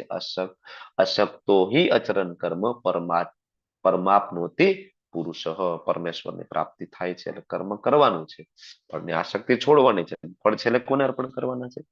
કૃષ્ણને, બરાબર. આગળ અર્જુનને કહ્યું કે ભાઈ તું યુદ્ધ લડીશ તો સ્વર્ગ અને રાજ્ય તને મળશે, મતલબ ભૌતિક સુખ મળશે. પણ અર્જુનના જવાબથી બહુ સંતુષ્ટિ ના થઈ. તો ભગવાને કીધું ભાઈ યુદ્ધ કર, તારી ફરજ છે, તારો ધર્મ છે, તારું કર્તવ્ય છે. એટલે અર્જુનને આ જવાબ થોડો સારો લાગ્યો. અને હવે પછી કૃષ્ણ એમ કે છે કે યુદ્ધ કર, કારણ કે હું તને કહું છું, મારી પ્રસન્નતા એમાં છે. ત્યારે અર્જુન સંપૂર્ણપણે સંતુષ્ટ થઈ જશે કે નહીં ભગવાન તમે સંતુષ્ટ છો, તમે કયો છો એટલે કરવાનું છે. ઓકે, તમારી પ્રસન્નતા છે ને તો છોડો, મારે બીજું કઈ વિચારવું નથી. હું ક્ષત્રિય હોય વોટેવર એ કઈ મારે વિચારવું જ નથી. તમે પ્રસન્ન છો, હું બાકી બધું ભૂલવા તૈયાર છું. તમે કયો એટલું જ મારે કરવાનું છે. બોલો શું કરવાનું છે? ત્યારે અર્જુનને સંપૂર્ણપણે સંતુષ્ટિ થશે, બરાબર. ઘણા બધા એમ કે ભગવદ ગીતાની અંદર ખાલી યુદ્ધ લડવાની વાત છે, ખાલી કર્મ કરવાની વાત છે. અરે નહીં ભાઈ, કર્મ કરવાની વાત છે, પણ કઈ રીતના? ચેતના બદલાવવાનું વિજ્ઞાન છે. આખી ચેતના, અર્જુન યુદ્ધ જે કરી રહ્યા છે, પેલા જે અર્જુન યુદ્ધ કરવાની જે ના પાડતા હતા, અને હવે અર્જુન જે આગળ યુદ્ધ કરશે, તો એ બે જે ચેતના, જે એની જે કોન્શિયસનેસ જે બદલી છે, એ બહુ મહત્વની વસ્તુ છે. અને એ જ આપણે ભગવદ ગીતામાંથી આપણી કોન્શિયસનેસને બદલાવાની છે.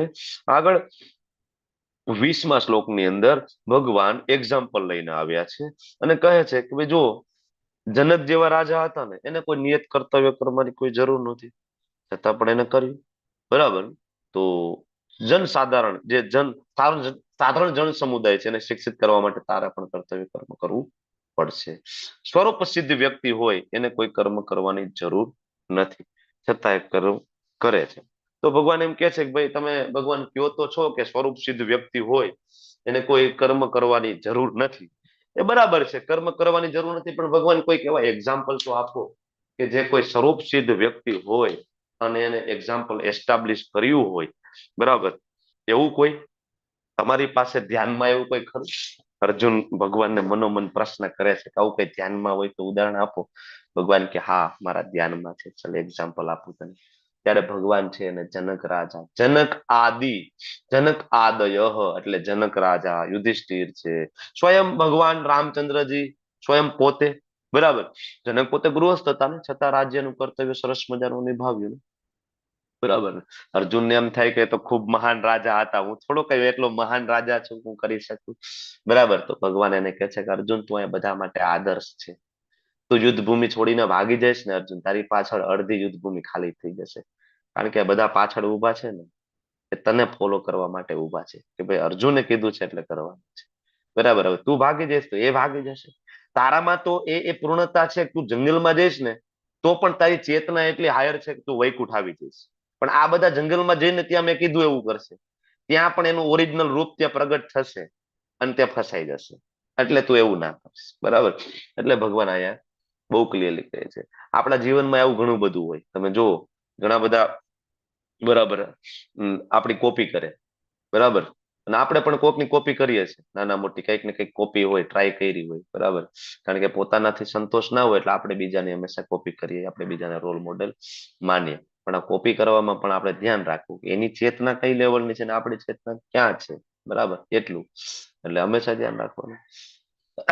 એટલે પ્રભુપાદ બહુ સરસ સમજાવે છે કે કોપી કરવાથી જે પ્રગતિ થાય કે અધોગતિ, એ જે સમજદાર વ્યક્તિની સમજ ઉપર ડિપેન્ડ કરે, કોપી કરવાથી પ્રગતિ થાય કે અધોગતિ થાય.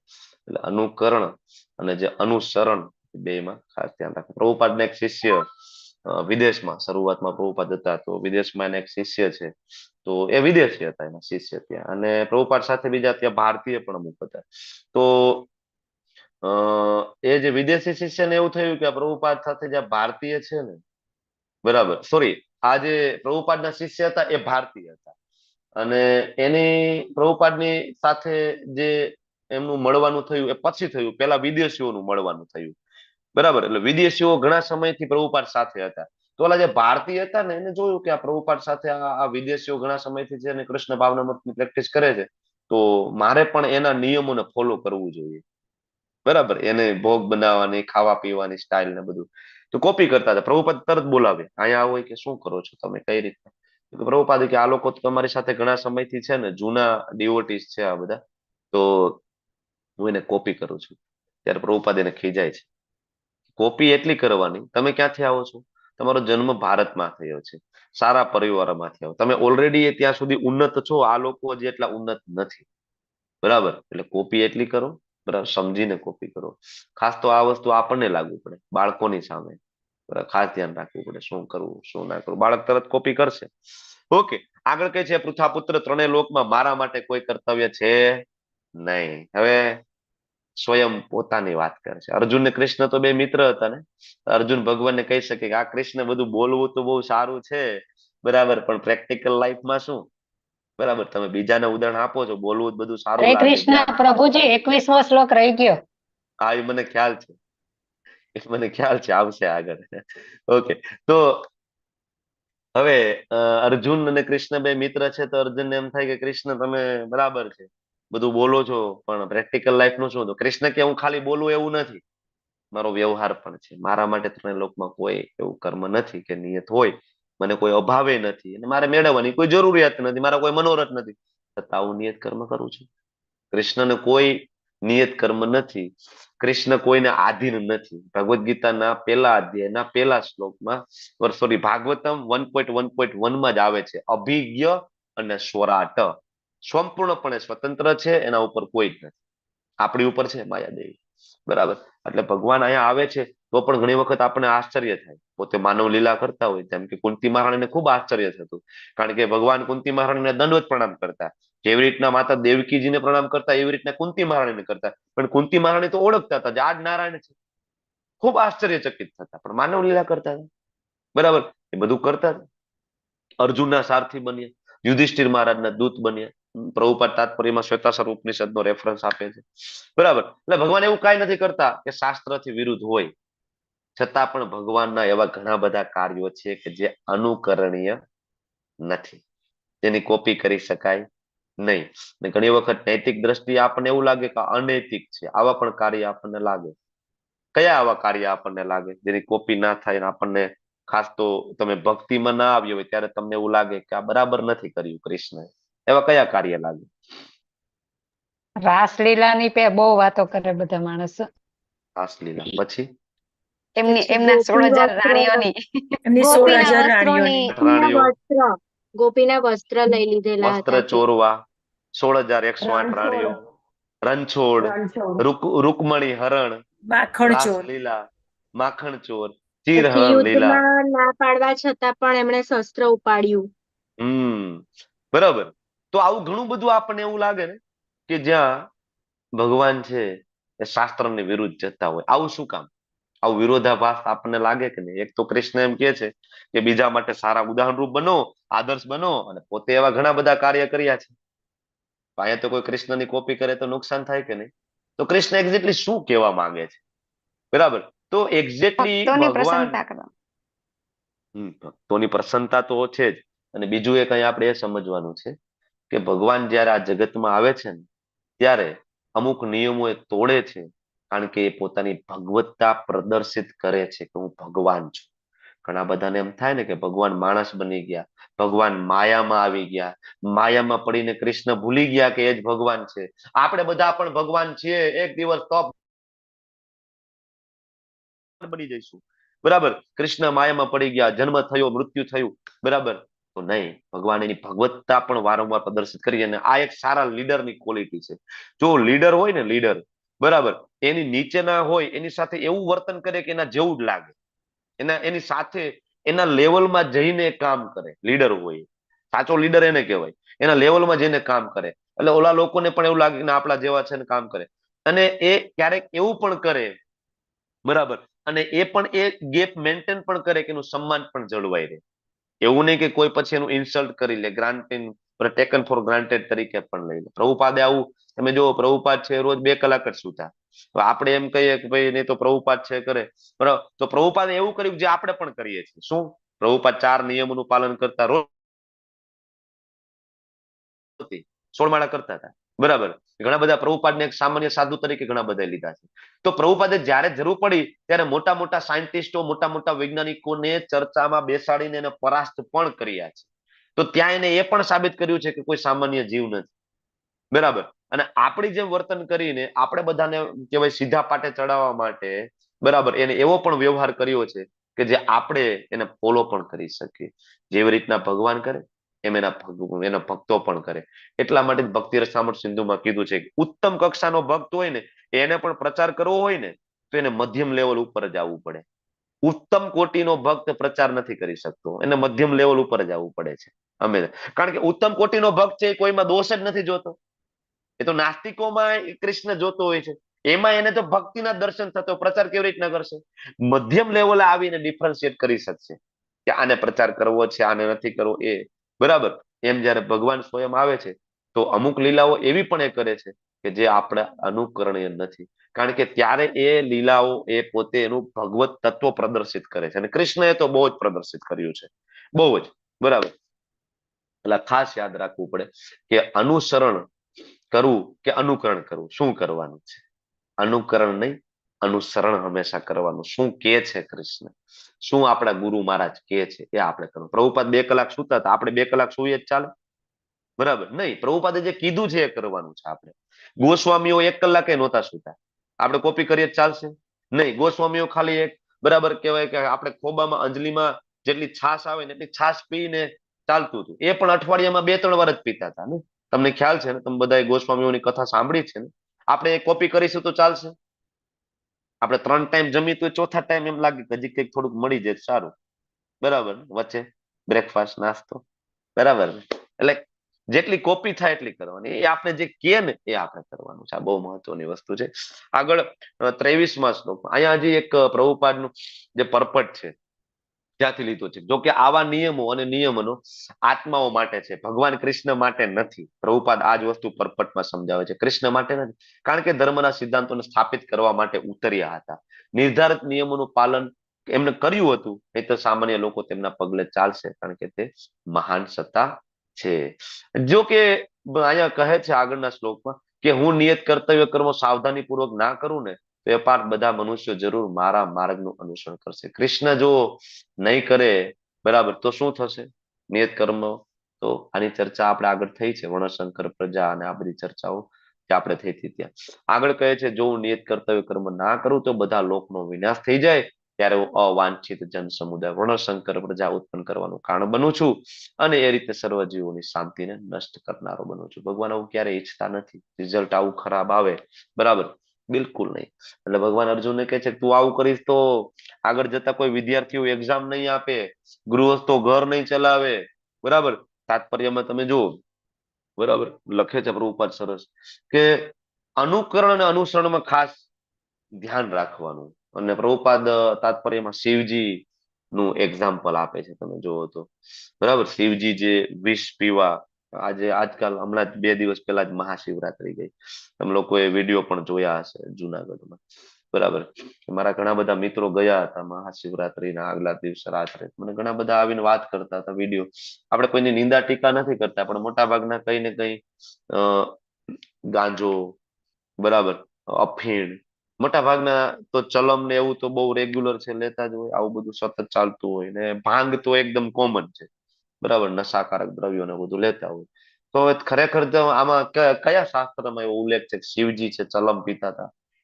ક્યાં ઉલ્લેખ છે કોઈ જગ્યાએ શિવજીએ સિગારેટ પીધી હોય? તો વિચાર કરો કે કોઈ સામાન્ય વૈષ્ણવ બને આપણા જેવા, ભાંગેલ તૂટેલા હજી શરૂઆત કરતા હોય, તો આપણે પાન માવા બીડી તમાકુ ચા કોફી ને બધું છોડી દઈએ છીએ. તો આ તો વૈષ્ણવા નામ યથા સંભો, કે બધા વૈષ્ણવોના શિરમોર છે એ શિવ છે. તો તો તમને શું લાગે કે એ નશાકારક દ્રવ્યોનું સેવન કરતા હોય કે હિમાલયમાં બેઠા બેઠા ત્યાં ગાંજો પીતા હોય, ચલમો પીતા હશે, બરાબર ને? સતત રામના નામના નશામાં લીન છે શિવજી, બરાબર. એટલે આ વસ્તુ ધ્યાન રાખવી પડે. તમારે કોપી જ કરવી હોય તો શિવજી હલાહલ વિષ પીધું હતું, એકાદું ઢાંકણું તમે પીજો ઘઉંમાં નાખવાની દવાનું, ટ્રાય કરી જુઓ, બરાબર. એને તો હલાહલ વિષ પીધું હતું કોન્સન્ટ્રેટ કરીને, એક અંજલીમાં લઈ નીલકંઠ, બરાબર. પછી તો ભગવાનનું નામ પડ્યું. તો આ ધ્યાન રાખવું પડે, અનુકરણ અનુસરણ કેટલું કરવાનું છે.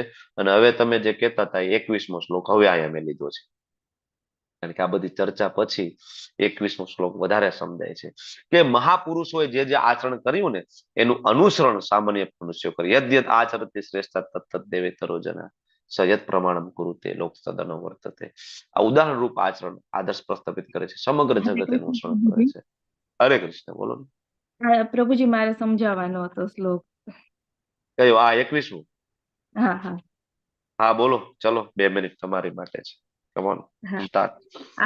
આમાં જે એની વાત કરે છે અર્જુનની, કે અર્જુન તું યુદ્ધ કરવાનું છોડવાનું કે છે, એ છોડીને જઈશ તો આ બધી પરંપરા તૂટી જશે, એનો તને ભય છે, તો તું યુદ્ધ ભૂમિ છોડીને જઈશ તો બીજા માણસો પણ તારી જેવું જ વર્તન કરશે.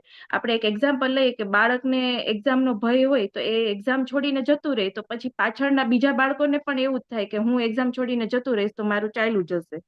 એવી રીતે જો આપણે લોકો પણ મહાન આચાર્ય લોકો હોય, જે આપણા વૈષ્ણવ હોય પ્યોર, જે ધોતી પહેરે, તિલક કરે, એ બધું કરતા હોય, એ આપણે જોઈએ અને આપણે એનું અનુસરણ કરીએ તો એ આપણા માટે બેસ્ટ હોય છે. જો આપણા રોલ મોડલ હોય એ બોલિવૂડના એક્ટર ને એ બધું હોય તો આપણા બાળકો પણ આપણામાંથી શીખે છે, એટલે એ લોકો પણ એનું અનુસરણ કરતા હોય છે.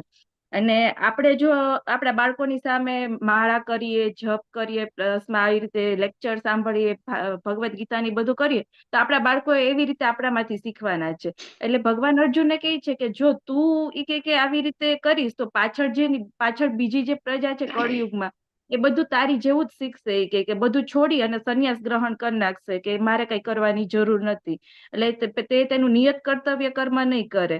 એટલે આપણે જો આવી રીતે ષડ ગોસ્વામી, પછી 12 મહાજન, શિવજી, એ બધાને ફોલો કરી અને આપણે ભક્તિ કરીશું અને બધું એનું અનુસરણ કરીશું તો આપણે પણ એવી રીતે પ્રસ્થાપિત કરીશું બધાની સામે. હરે કૃષ્ણ પ્રભુજી. ખૂબ સરસ માતાજી, ખૂબ સરસ, થેન્ક યુ. આવી રીતના તમારે બધા પ્રયત્ન કરવો જોઈએ એકચ્યુઅલી, બરાબર. એટલીસ્ટ જે લોકો કોઈ દિવસ આ પ્લેટફોર્મ ઉપર બોલતા નથી એવા પણ વિરલાઓ અહીંયા આપણી વચ્ચે ઘણા બધા છે. બહુ ઓછું બોલે છે એવા વિરલાઓ પણ છે, બરાબર ને? આ ભક્તિ શાસ્ત્રીનો ક્લાસ છે, કઈ ને કઈ ચર્ચાઓમાં ઇન્વોલ્વ જરૂરથી તમારા લોકોએ થવું જોઈએ. તો ખૂબ ઇમ્પોર્ટન્ટ વસ્તુ છે કે તમે લોકો ઇસ્કોનમાં આવો તો સૌથી પહેલું શું કરવાનું છે? સૌથી પહેલું આ કરવાનું છે કે રોલ મોડેલ કોણ છે. રોલ મોડેલ જો જૂના કોઈ એવા હોય તો એને બદલાવો.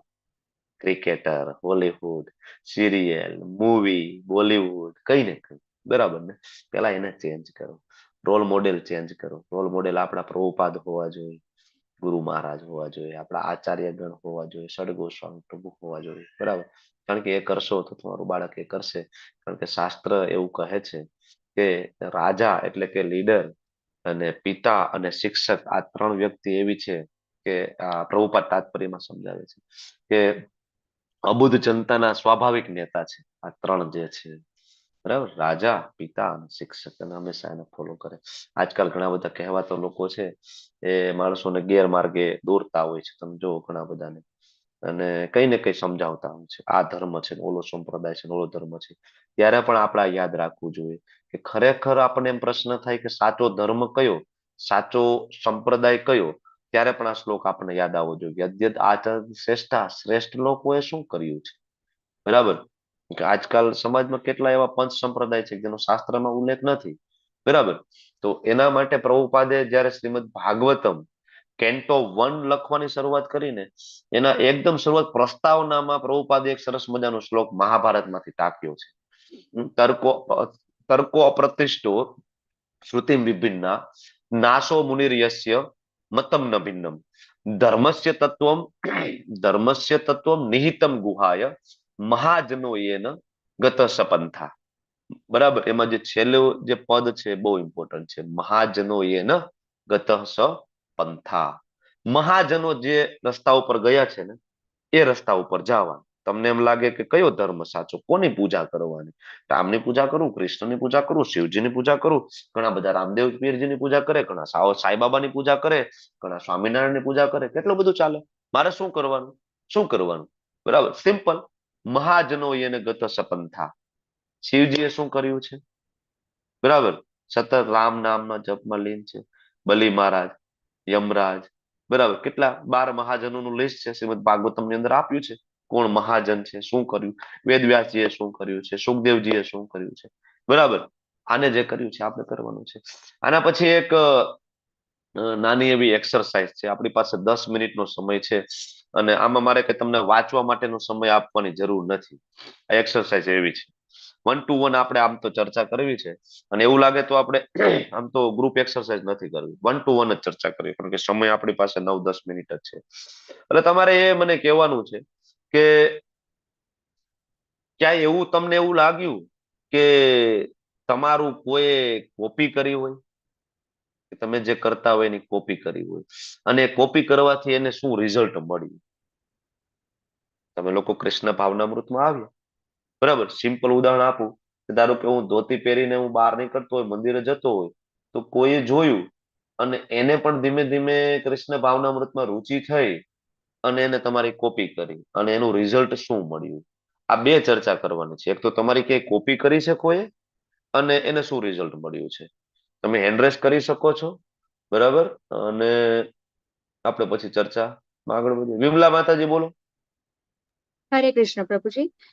એટલે હું મારી ફ્રેન્ડ છે તો એને મને ગળામાં કંઠી માળા પહેરેલી જોઈ, મતલબ કૃષ્ણ કોન્શિયસનેસમાં આવ્યા પછી ઇસ્કોનમાં જતા હોઈએ તો એ જોયું હોય તો એને ધીમે ધીમે પછી એવી વેદના બતાવી કે શું હોય છે ઇસ્કોનમાં ને શું નથી. પછી મેં આવી રીતે ક્લાસ વિશે સમજાયું તો ક્લાસ 1-2 અટેન્ડ કર્યા, પણ અત્યાર સુધી 1-2 વાર 18 દિવસે નથી પૂરા કર્યા, પણ આજે કંઠી માળા પહેરે છે ને અનિયન ગાર્લિક છોડી દીધા છે. કેટલું મોટું પરિવર્તન છે. જો તમે એને તમોગુણી ફૂડ થી બહાર કાઢ્યા છે, કોઈ નાની વાત નથી ને. યસ, ખૂબ સરસ માતાજી, ખૂબ સરસ. એટલે આ વસ્તુ થઈ. જો રિઝલ્ટ તો હવે ધીમે ધીમે તમે એના કોન્ટેક્ટમાં રહેશો ત્યારે જ આપણને ખબર પડશે કે એનું રિઝલ્ટ એને શું આવ્યું છે, બરાબર. એટલે એ પણ ઓબ્ઝર્વ કરજો, એના વર્તનમાં, વાણીમાં પણ પરિવર્તન થશે. એટલે એના ઓબ્ઝર્વેશનમાં થોડું એવું હતું કે વચ્ચે એવો કંઈક પ્રસંગ બન્યો કે મેં કીધું આનો, એટલે મેં એનો ફાયદો ઉઠાવ્યો કે જો તારાથી આવું થયું છે ને તો તું હવે છે ને તે માળા વધારે એમ કરીને. એટલે પછી મેં એને એ કરવા પર પ્રેરિત. તો આજે એને મને 2 દિવસ પહેલા જ કીધું કે હું 7-8 માળા સુધી પહોંચી ગઈ છું. અરે વાહ વાહ, ખૂબ સરસ, ખૂબ સરસ. થેન્ક યુ માતાજી. યસ, વિક્રમી પ્રભુ બોલો. હરે કૃષ્ણ પ્રભુજી. પ્રભુજી, મારું અને મેં અનુસરણ કર્યું છે અમારા મોટા ભાઈનું. એ કરતા હતા, ભક્તિમાં આવ્યા હતા, તો એમને જોઈને મેં બી કર્યું. તો આવી રીતના પરિવર્તન મારામાં થયું છે, પણ અત્યારે એ જ નથી ભક્તિમાં, અંધું થઈ ગયું. ઓકે, તો હવે એમને લાવો ધીમે ધીમે કરીને, બરાબર. યસ પ્રભુ, yes, thank you. Then Prajrani Vinita Mataji, Hare Krishna. હરે કૃષ્ણ પ્રભુજી. પ્રભુજી, હું આ કૃષ્ણ ભાવનામૃતમાં આવી અને મેં માળા ચાલુ કરી તો મારું જોઈને મારા હસબન્ડ અત્યારે રોજે એક માળા કરે છે પ્રભુજી. હરે કૃષ્ણ. હરે બોલ, ખૂબ સરસ, ખૂબ સરસ. ધેન નીતુ માતાજી, હરે કૃષ્ણ. નીતુ જરીવાલા માતાજી, હરે કૃષ્ણ, બોલો. હરે કૃષ્ણ. એટલે હું મારી ફ્રેન્ડ, મારા 2 ફ્રેન્ડ ને થોડો પરિવર્તન આવ્યું છે. એક છે એ લોકો બેઝિકલી છે ને પુષ્ટિ માર્ગીય છે, પણ એ લોકો કઈ બધું આ રીતે કરતા નહીં હતા. પણ હું જે રીતે આપણે અહીંયા માળા ને બધું કરું ને તો એકને થયું કે મારે હવે માળા કરવી જોઈએ, કારણ કે અમે તો પુષ્ટિ માર્ગીય છે. તો એને બી માળા સ્ટાર્ટ કરી. અને બીજી એક ફ્રેન્ડ છે તેની લાઈફમાં છે ને હંમેશા બહુ જ પ્રોબ્લેમ રહે. તો પછી મેં એને ધીમે ધીમે આવી રીતે હું આપણે વાતો કરું ને એને પછી મેં કીધું કે તું એક દિવસ છે ને માળા કરવાનું મેં એને કહ્યું કે તું માળા કર તો તને થોડુંક શાંતિ લાગશે, કારણ કે એને ઊંઘ નહીં આવે ને બધા બહુ જ પ્રોબ્લેમ રહેતા હોય. તો એને એક દિવસ માળા કરી અને પછી બીજા દિવસે મને ફોન કરીને એવું કીધું કે મેં કાલે માળા કરી તો મને એટલી સરસ ઊંઘ આવી અને હવે રોજ જ 3 માળા કરે છે અને એને લેવલ 1 પણ જોઈન કરી દીધું છે. અરે બોલ, ખૂબ સરસ. એટલે રિઝલ્ટ એ આવ્યું કે લેવલ 1 જોઈન કરી દીધું છે, ડિપ્રેશન ઓછું થયું અને કોપી એ કરી કે માળા હા કરવાનું ચાલુ કરી દીધું. વાહ, હા ખૂબ સરસ, ખૂબ સરસ. થેન્ક યુ માતાજી. અનિતાબા ગોહિલ માતાજી, હરે કૃષ્ણ. હરે કૃષ્ણ પ્રભુજી. મેં તો આપને આપણા લેવલ 1 ના ક્લાસમાં મારી બધી બહેનોને ઇન્ટ્રોડક્શન કરાવ્યું હતું, બરાબર પ્રભુજી. એ બધાએ તમને તમારાથી બહુ જ એટલે ઇન્સ્પાયર થઈ ગયા હતા. અને પછી મને તો જોતા જ હતા પ્રભુજી એ લોકો કે હું તો 12 દિવસ પપ્પાની પાસે રહી હતી, ત્યાં પપ્પા એક્સપાયર થઈ ગયા હતા.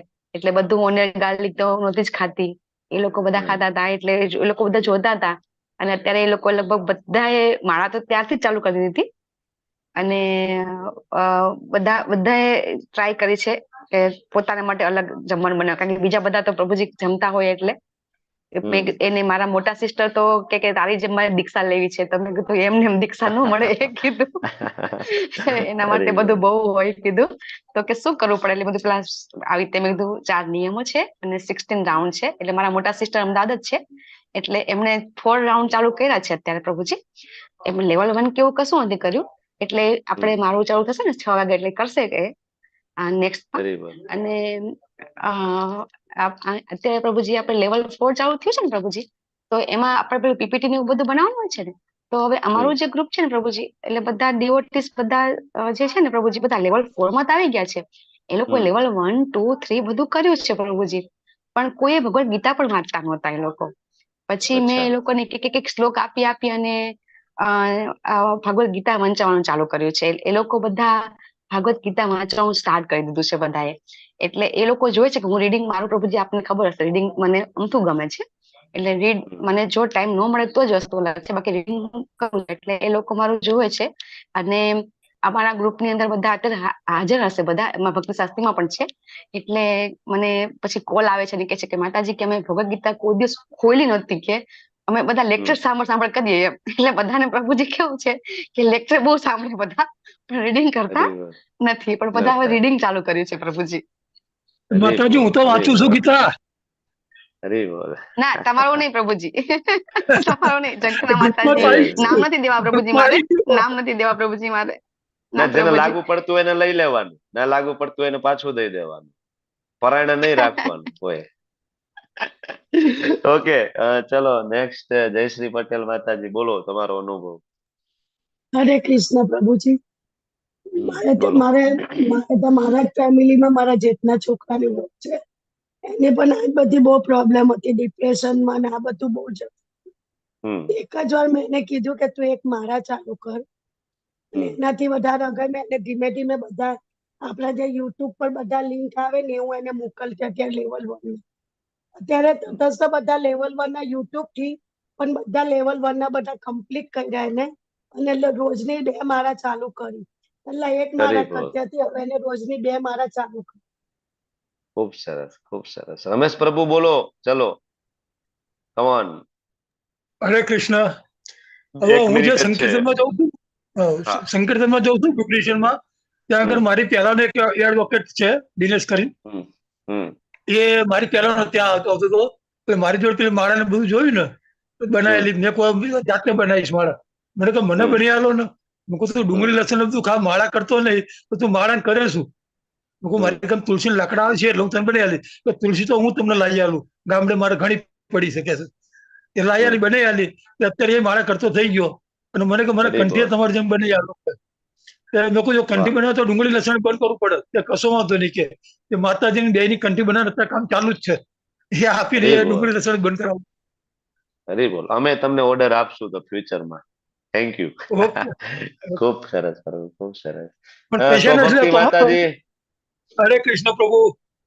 હું લક્ષ્મી સેવા નથી લેતો. હરી બોલ પ્રભુ, હરી બોલ. ખૂબ સરસ પ્રભુ, થેન્ક યુ. હરે કૃષ્ણ પ્રભુજી, દંડવત પ્રણામ. દંડવત પ્રણામ માતાજી. શોર્ટમાં આન્સર આપજો, સમય પૂરો થઈ ગયો છે. હા, એક તો કૃપાળી માતાજીને તમે ઓળખો છો, એના મમ્મી છે, એમના મિસ્ટર છે, અને અત્યારે પારુલ નાયક જે સવારે મંગલા આરતીમાં આવે છે, એ ડિપ્રેશનમાં હતી. એટલે એક વખત આ મારો તિલક વાળો ફોટો એને જોઈ લીધો હતો, એટલે એને મને ફોન કર્યો કે આ તિલક તું શેનું કરે છે?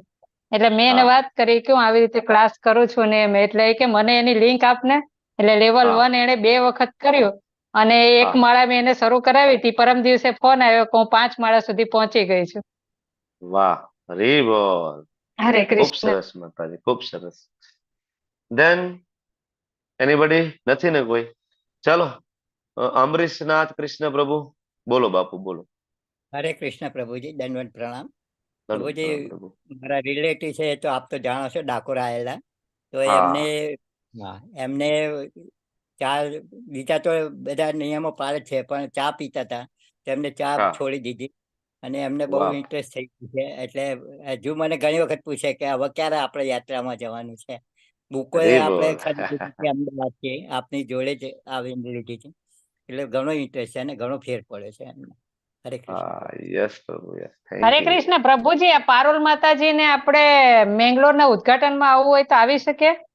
આવી જ શકે ને, કેમ ના આવી શકે, લઈ જ લેવાના છે હા, ને. એટલે એણે મને કીધું, મને કે મેં હજી લેવલ 1 જ કર્યું છે, મને આવવા દેશે? મેં કીધું હા આવજે તમ તારે. હા યસ યસ, લઈ જશું આપણે. કૃપાલી માતાજી, હરે કૃષ્ણ. હરે કૃષ્ણ પ્રભુજી. એક તો આ શોભા માતાજી છે એના લીધે હું આમાં આવી છું. અને બાકી પછી મારા મમ્મી છે, મારા મિસ્ટર છે, અત્યારે 4 માળા કરે છે. ટાઈમ ઓછો પડે છે ને એને લીધે. બાકી પેલા કરતા લેવલ અટેન્ડ, અત્યારે અટેન્ડ નથી કરતા. અને બાકી એક મારા ફ્રેન્ડ છે ડોક્ટર વંદિતા સલાત માતાજી, એ પેલા હતા હા બધાની જોડે, એ પણ બહુ પછી એક્ટિવ એને હતા. હમણાં સાધના ચાર્ટ નહોતો આવતો, પછી એક દિવસ હમણાં ભર્યો, પછી મેં પર્સનલી કોન્ટેક્ટ કર્યો, ક્યાં ખોવાઈ ગયા છો?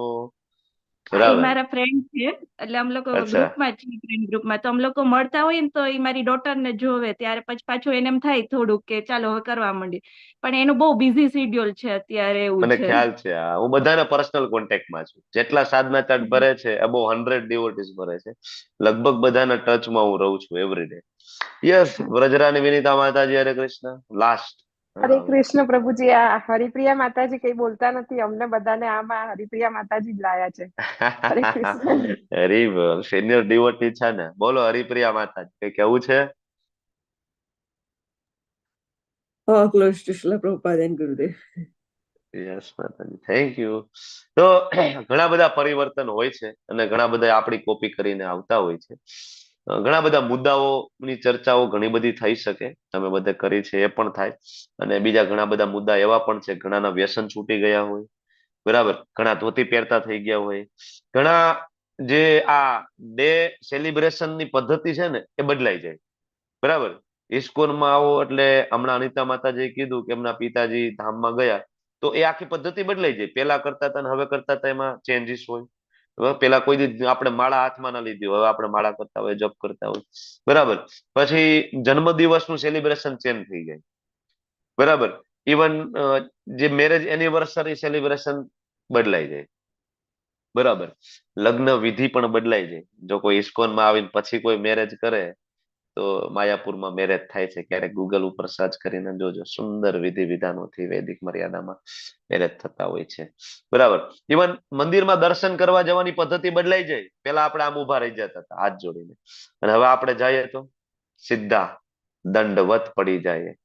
ગમે એવા કપડા પહેરે. પેલા તો આપણને એમ થાય કે દંડવત કેમ કરવા, સફેદ કપડા પહેર્યા છે, બગડી જશે તો. અને હવે તો કદાચ ધૂળ હોય, માટી હોય, કાચું હોય, અને જો કોઈ બરાબર ગુરુ મહારાજના દર્શન થઈ જાય, ભક્તના દર્શન થાય, તો આપણે ગમે ત્યાં ધૂળમાં પણ દંડવત કરીએ. બિલકુલ દરકાર નથી કરતા ને. પદ્ધતિ બદલાઈ જાય.